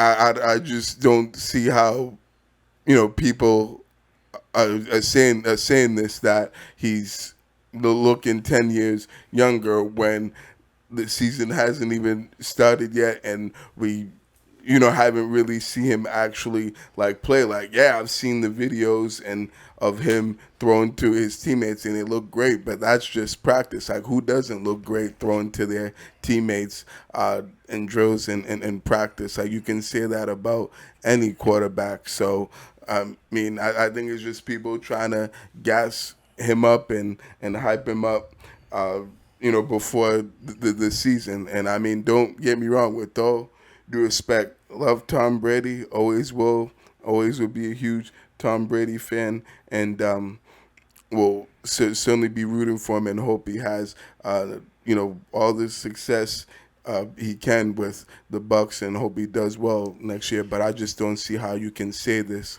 right now at this moment when it's so early in camp, when we still haven't played even one regular season game yet. Or a preseason game. Or even a preseason game, right, exactly. So it's an asinine take, whoever's saying this. I'm not understanding why. It's preseason, man. Like, I don't want to hear anything about anybody looking any kind of way in preseason. One, we know that Tom Brady's not taking all the reps in practices, so he's getting rest, in between whatever he's doing in practice. I think it's definitely a lot. This is hype beast. You know what I'm saying? It's people hyping it up, absolutely. Bruce Arians, Rob Gronkowski. Yeah. And like Vlad was saying, man, we've been watching these games, man, and there's no doubt the last couple of years, Tom Brady has been on a decline, and I'm not saying that because he's not part of the team. I was saying that when he was part of the team already. Like, if you're watching the game and you're an unbiased fan, you see, Tom Brady has, been on a decline. Now, he does have a good supporting core where he's at right now with his receivers and stuff like that. And that the tight could make ends him they look have, pretty good. So we don't know. But like you guys are saying, let's wait until the regular season to actually see what's actually going on. Let's see if everybody's on the same page. Like, they're making it out to be. You know what I'm saying? So that's going to be it for the NFL, man. And we'll have more for you guys next week, of course. Every week we got the podcast, baby. Yep, definitely. You already know. Yeah. More news will come up next week, so we'll keep them up to date. That's what we do. Yes, and like the Celtics that are moving on to the next round, our NHL team, the Bruins are actually moving on to the second round where they're going to be facing the Tampa Bay Lightning. But they did face the Hurricanes in that first round, and they took them out of there. Do you guys have any thoughts on that series? I thought the Bruins were really impressive in that series in a fashion that I did not expect. I was actually I was actually expecting to be very critical of the Bruins because of the way they play in the round robins and the way they treated the round robin games, and because they treated them more like a preseason game in the way they treated them. But the way they came back in almost every single game against the Hurricanes was in impressive fashion. Especially, I think it was game 4. They were down 2-0, and they scored 4 goals in the third period. To beat the Hurricanes and go up 3-1 in that series. That was very impressive. Game 4, they were down 1-0, and they came back and beat them 2-1. That was also very impressive. I don't think the Bruins can keep playing that way. I don't think they can keep playing from the back. Now you have a Lightning team that's really good on offense, and they're really fast. They're really good on offense, and I don't think you're gonna keep up with the Lightnings if you're playing from behind. I don't think the Bruins are gonna be able to come back from behind if that's the way they're gonna play the Lightnings. I think it worked for the Hurricanes against the Hurricanes, but that method is not gonna work against the Lightnings. Yeah, I like the way that the Bruins played in this series, particularly after game 2, when they had lost. You had that tough loss. And then, Tuga ended up leaving the bubble and opting out of the season. And Halad ended up being the starting goaltender. And it's crazy because ever since that happened, it's like the team's been playing better. I feel like the team has certainly stepped their game up and haven't lost a game since, and had really started getting playing much more physical and started and defending better and started actually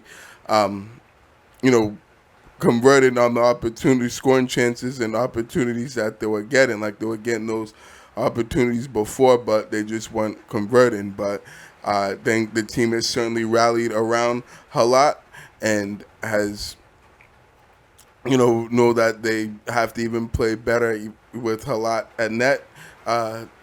Even though Halat's a good goaltender, but still obviously not as good as Tuca. But it was good to see that the Bruins, really played, imposed their will on the Hurricanes, and it was pretty cool in that game 4 when they were down 2-0 in the third period, and they scored 4 unanswered goals and ended up winning that game 4-3. That's pretty much when the series ended right there to me, and when the Bruins felt like they demoralized and they took the heart out of the Hurricanes' chest right there, and pretty much had that series in the bag. And I was the dagger when Jake DeBrusk had that one goal that cut it to 2-1, and then they had another goal shortly after that.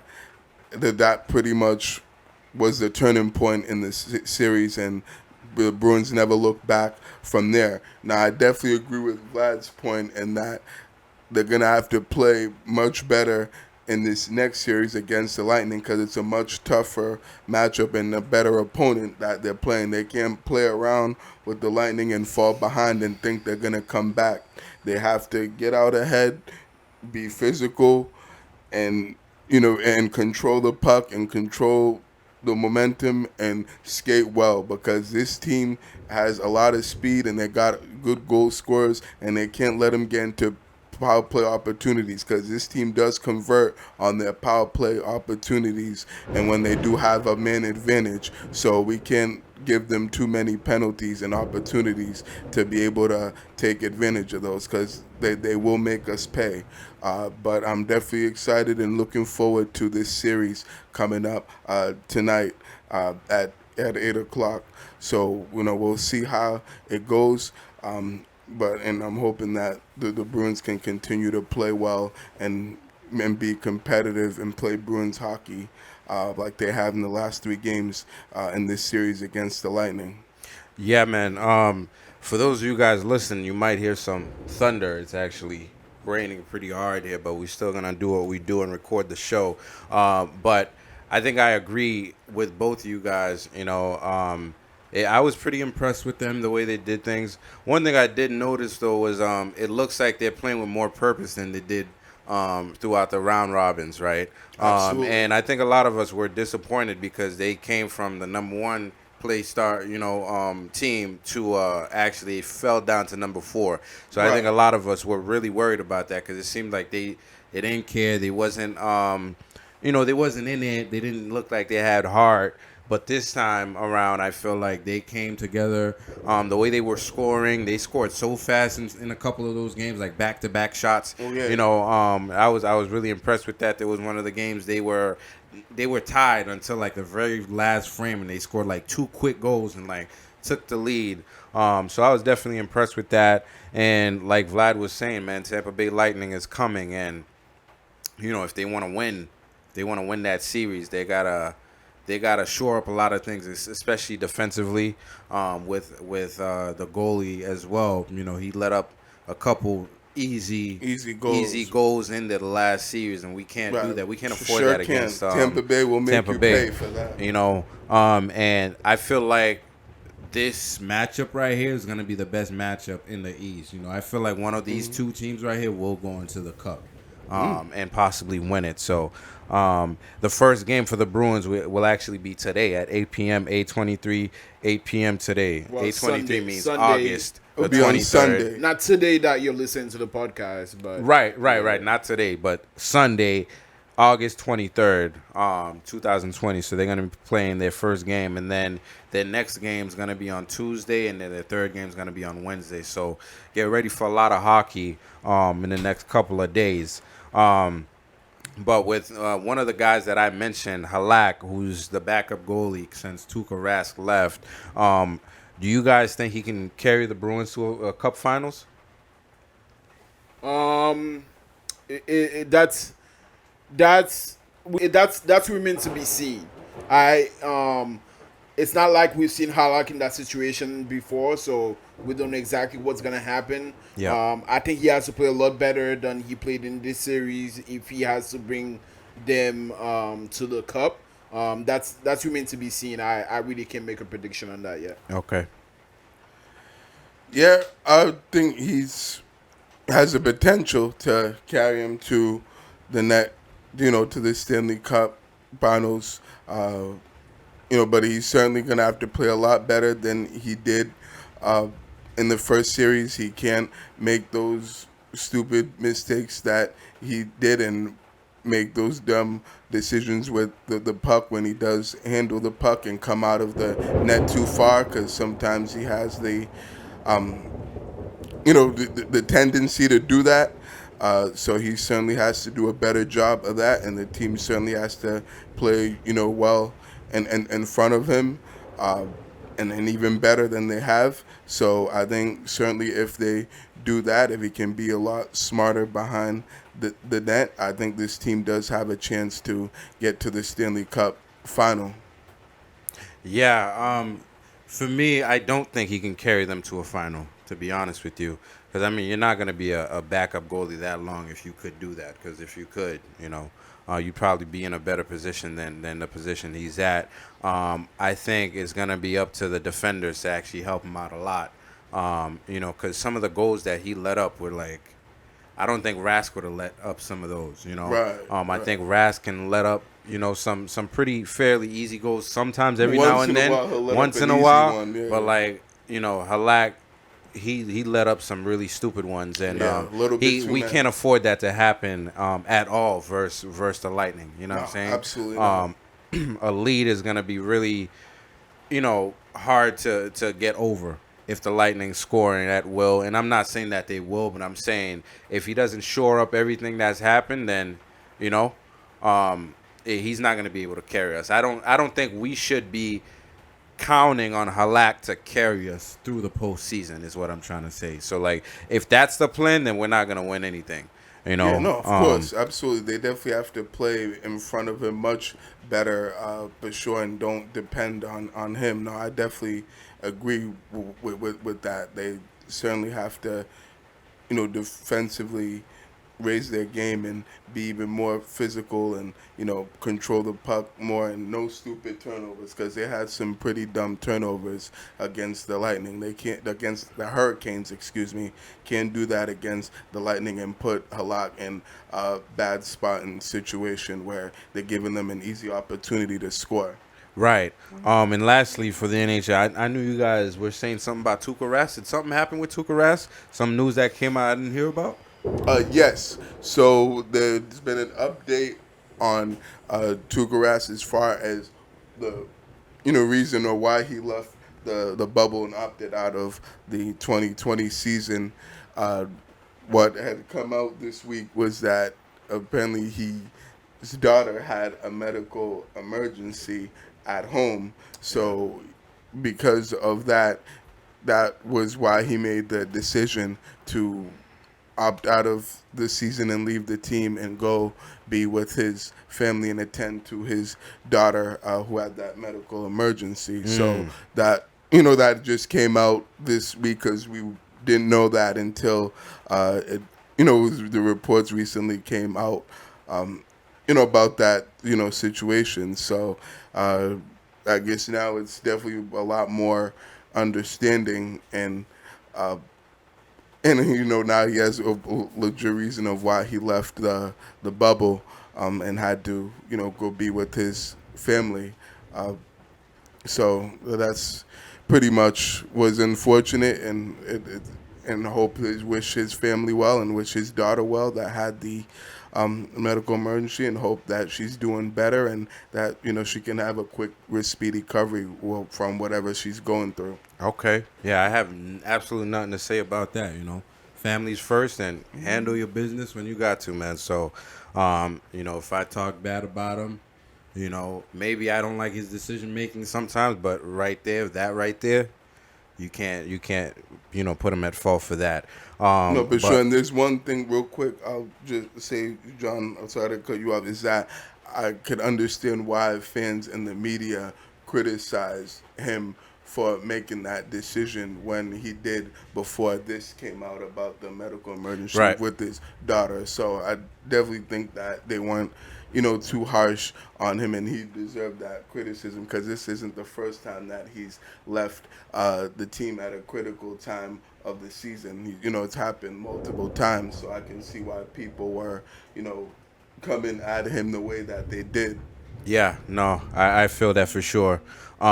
But let's move on into the MLB. Some, not too much happening with the MLB. Other than COVID-19 is running rampant through the league still, and it seems like they don't want to do anything about it. But for our side of things, the Red Sox, they actually went on a three-game winning streak. Oh, damn! They actually won some games. Yeah. But don't look too deep into that because it was against the Baltimore Orioles. So. They're not. I have, of course. Yeah, so it's not. It's no not surprise. A huge fit. It's not a huge feat. I mean, and nothing to get too excited about. Right, and they are now 9 games behind the Yankees for first place. So that's still 9 something games else. behind. They did make some trades. What's his name? Bloom. The new guy. Oh, Claim Bloom. Yes, he made some trades. And they traded Brandon Workman and Heath Hembree, along with cash consideration with another player to be named later for Nick Pivetta and Connor Seabold to the Phillies? No, that's who they got in that trade. From the Phillies. The Phillies, right. Okay, we sent them Workman and Hembree and cash considerations, and that's the 2 players that we received from that trade. Yeah, man. And like I was saying, some games were messed up due to COVID-19 again. Mets versus Yankees, that series was canceled because 2 Mets players was diagnosed with COVID-19. So there's that. And, Tom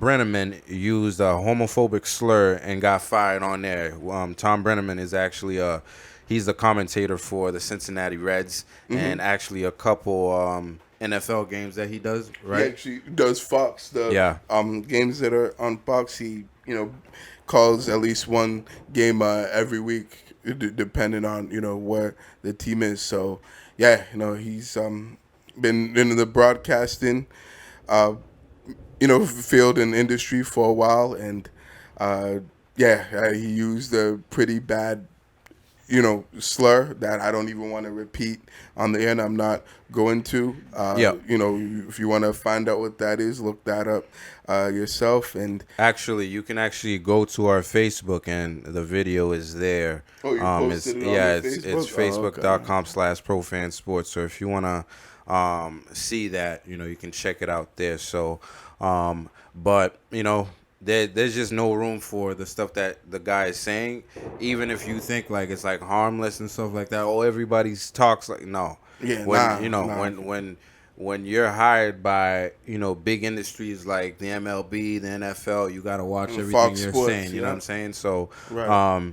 I don't feel bad for him because when he heard about that he had to get off the air, the first thing he talked about is, I don't know if I'm going to get another job. Like, I don't know who I got to talk to, who's going to write my paychecks moving forward. It's like, that's the first thing you thought about? Exactly. You know what I'm saying? No, I feel you. He also ridiculous. apologized. He apologized. He did apologize. That's cool. But Right. but to bring in, like, I don't know who I'm going to talk to, who writes my paychecks that I'm going to have to sit down with. I'm like, bro, it's not the time to be thinking about paychecks. The fact that he dropped the word paychecks in there, who writes my paycheck, I don't know if I'll be able to announce anywhere else.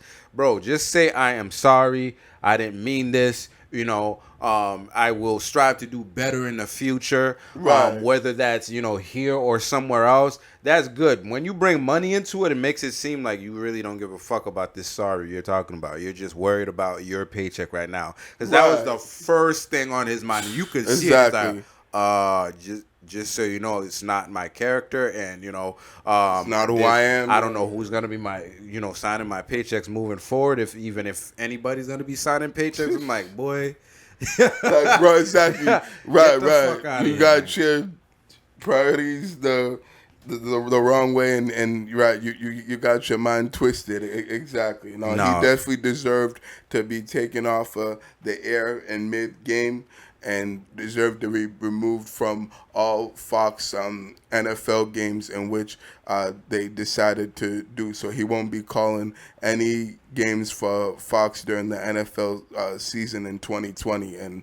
yeah, that's unacceptable and inexcusable for him to do that. There's no, like you said, place and no, reason why, someone should say what he said on air. I don't care what, with the reason was, what the excuse is. It just shouldn't happen, point blank, period. And if it does, you deserve to face whatever punishment and discipline you get your way. That's straight up. So right. That's pretty much what I have to say about that. Like, that's karma. He doesn't deserve to get another job in the sports broadcasting after what he said on the air. Listen, man, in 2020, Black Lives Matter, and the shit you say matter on air too, man. So, yeah, it sure does. You just got to be careful out there. Kids, let that be a lesson to you. And that's going to bring us into soccer, man. And, as always, Vlad's going to take that over and let us know what's going on. All right. So last week, we talked about the Champions League semifinals that were coming up. So today I'm gonna be updating you guys both on the Europa League semifinal and final, and the Champions League semifinal and final. The Europa semifinals were Sevilla versus Manchester United. Sevilla won that 2-1. And it was International versus Shakhtar, and International won that 5-0. Going into the final, Sevilla versus Inter. Inter was heavy favorite, but Sevilla's tactic were bar none superior than Inter. They hung on there, and he scored 2 headers to put Sevilla up, and we had the Lukaku own goal that sealed the deal for Sevilla, and Sevilla won the Europa League for a record 6th time, 3-2.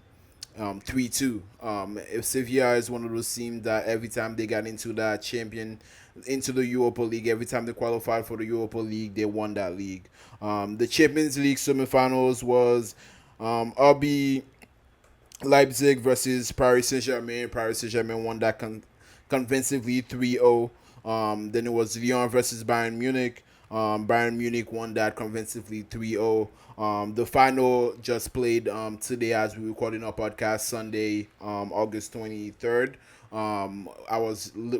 We are literally watching Bayern receive the cup right now. And Another one.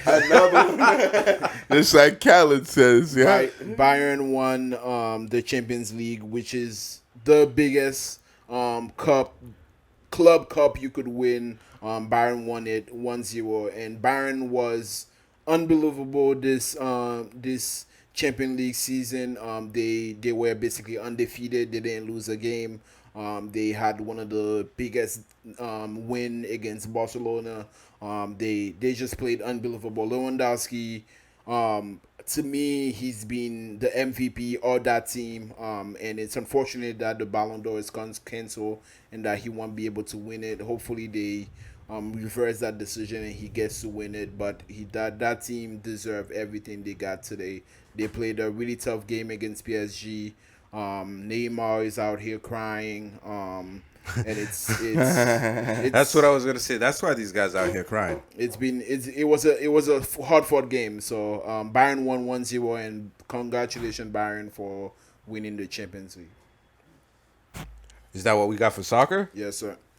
All right, man. And, lastly but not least, we got the B Money Lifestyle Person of the Week. And B Money, who that going to be this week? Yes. So, this is a person, an individual who we previously mentioned earlier on the podcast on our NFL segment, who made history this week and did something, special that hadn't been done in the NFL before, and that person would be Jason Wright. Right. So, as we previously stated on the podcast, he became the first president and the first black NFL president to of an NFL team, as he became the president of the Washington football team. He was certainly, had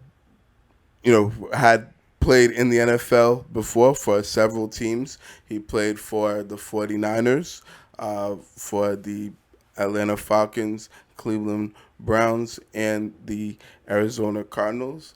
And he is also the youngest president to become at age only 38, which is pretty cool and pretty awesome that a young man like that could be able to have that high of position and be an NFL executive. For sure. Hopefully we see more of that moving forward, and that becomes more of a trend. More minorities get in these positions, because I know we talked about earlier on previous podcasts that there's not a lot of minorities and a lot of blacks get in these opportunities to be an executive in the NFL or have a leadership, position of any organization in the NFL. So it's great to see that that's finally changing, and I feel like it's changing right at a perfect time with the Black Matters movement and everything else going on in the country from that standpoint. So he certainly is going to handle the football operations side of things for the Washington football team. So he's going to be leading the organization in business operations, finance, and marketing strategies. So he's certainly going to, that's his job title and his main duties and task as with his new position. So, I was very happy to hear about this when I did earlier this week, and I, wish him nothing but the best and nothing but success with his new position. And hopefully we hear more people like this, get in positions of this stature moving forward in the future. So he was definitely deserved, and definitely needed to be the B Money Lifestyle Person of the week, and he's definitely living the B Money lifestyle. So big shout out to Jason Wright on winning this week's B Money Lifestyle Person of the Week. Yeah, facts, man. Congratulations to Jason Wright for sure, man. And one thing I would definitely not like to see. First of all, I wish him the best of luck in his position, and I hope that every move that he makes turns out to be a big one, turns out to be a successful one. Because, for us as African Americans, when one of us does one thing, they judge the rest of us like that. You know what I'm saying? Kind of like the stereotype coaches, us, right? When one coach doesn't do well, then all the other coaches are not getting the opportunities that they should. Kind of like the black coaches in the NBA and the NFL. So it's like the black coaches are not given the leeway to actually mess up and learn and stuff like that, like a lot of the other the white coaches, for lack of a better term, it's just not the same. A lot of guys get to kind of like Brett Brown. You know what I'm saying? Yeah. He was put in a position where he could tank every single year and still keep his job. Right, Even job last security. year, even the year prior to that, when they kept losing to the Celtics, I would have fired him already. But I'm just using him to make a point. Like sometimes, they expect more of us. Well, majority of the They time, do. they expect more from We get us. criticized more. Exactly. Absolutely. Than they do other, the other races, for lack of better terms and words. Again, it's just what it is. And I just wish him the best of luck. I hope he does this with flying colors. He succeeds with flying colors, whatever it may be. Just the best of luck to him, and congrats to him for getting the B Money Lifestyle Person of the Week. Yeah, for sure. I hope he kills it too, man, and doesn't get set up to Bill or put in a bad position where, and in a tough spot where he's, you're not able to be successful. So no, I agree with you, John. I'm wishing him nothing but the best and nothing but success, and Right. I hope he becomes the best president of of the NFL and really has a great career. And Well, that's gonna be hard because he is gonna be under Dan Snyder, so we know that guy's decision making skills, and that's one good decision that he made that was good. So congrats to him. Exactly. But I also hope that he's not just doing that just to because his Pander. team, with the racial slur name and stuff like that. I hope that's not why they're making this move to start smoothing PR over and stuff. publicity Well, PR move. stunt, what I Yeah. mean? You know it's part of it. It is part of it for it's sure. part of it. No, partially, absolutely. But I hope he impresses them and blows them out of the water. That's my hope for him. And you know what, man? That's gonna be it for episode 23. I know. I still hope that Dan Snyder doesn't own a team anymore. Yeah, I mean. Yeah, no, I'm with you on that, but I agree. We'll discuss that definitely when more stuff comes out of the Washington camp, because we know that's gonna come out eventually. In the near future, Right. no doubt. So, like I was saying, that's going to be the end of podcast number 23. If you're still listening, we appreciate you. Kimberly, again, thank you for the question, and hopefully you keep listening and referring this podcast to all the Canadians out there. So, shout-outs to them, man. Yes, and, big shout-outs to Kimberly and my Canadian family. I'ma No catch doubt. y'all. Appreciate all the support. Yeah, I'm going to catch y'all on another podcast, man. Have a good one. Peace out. Peace.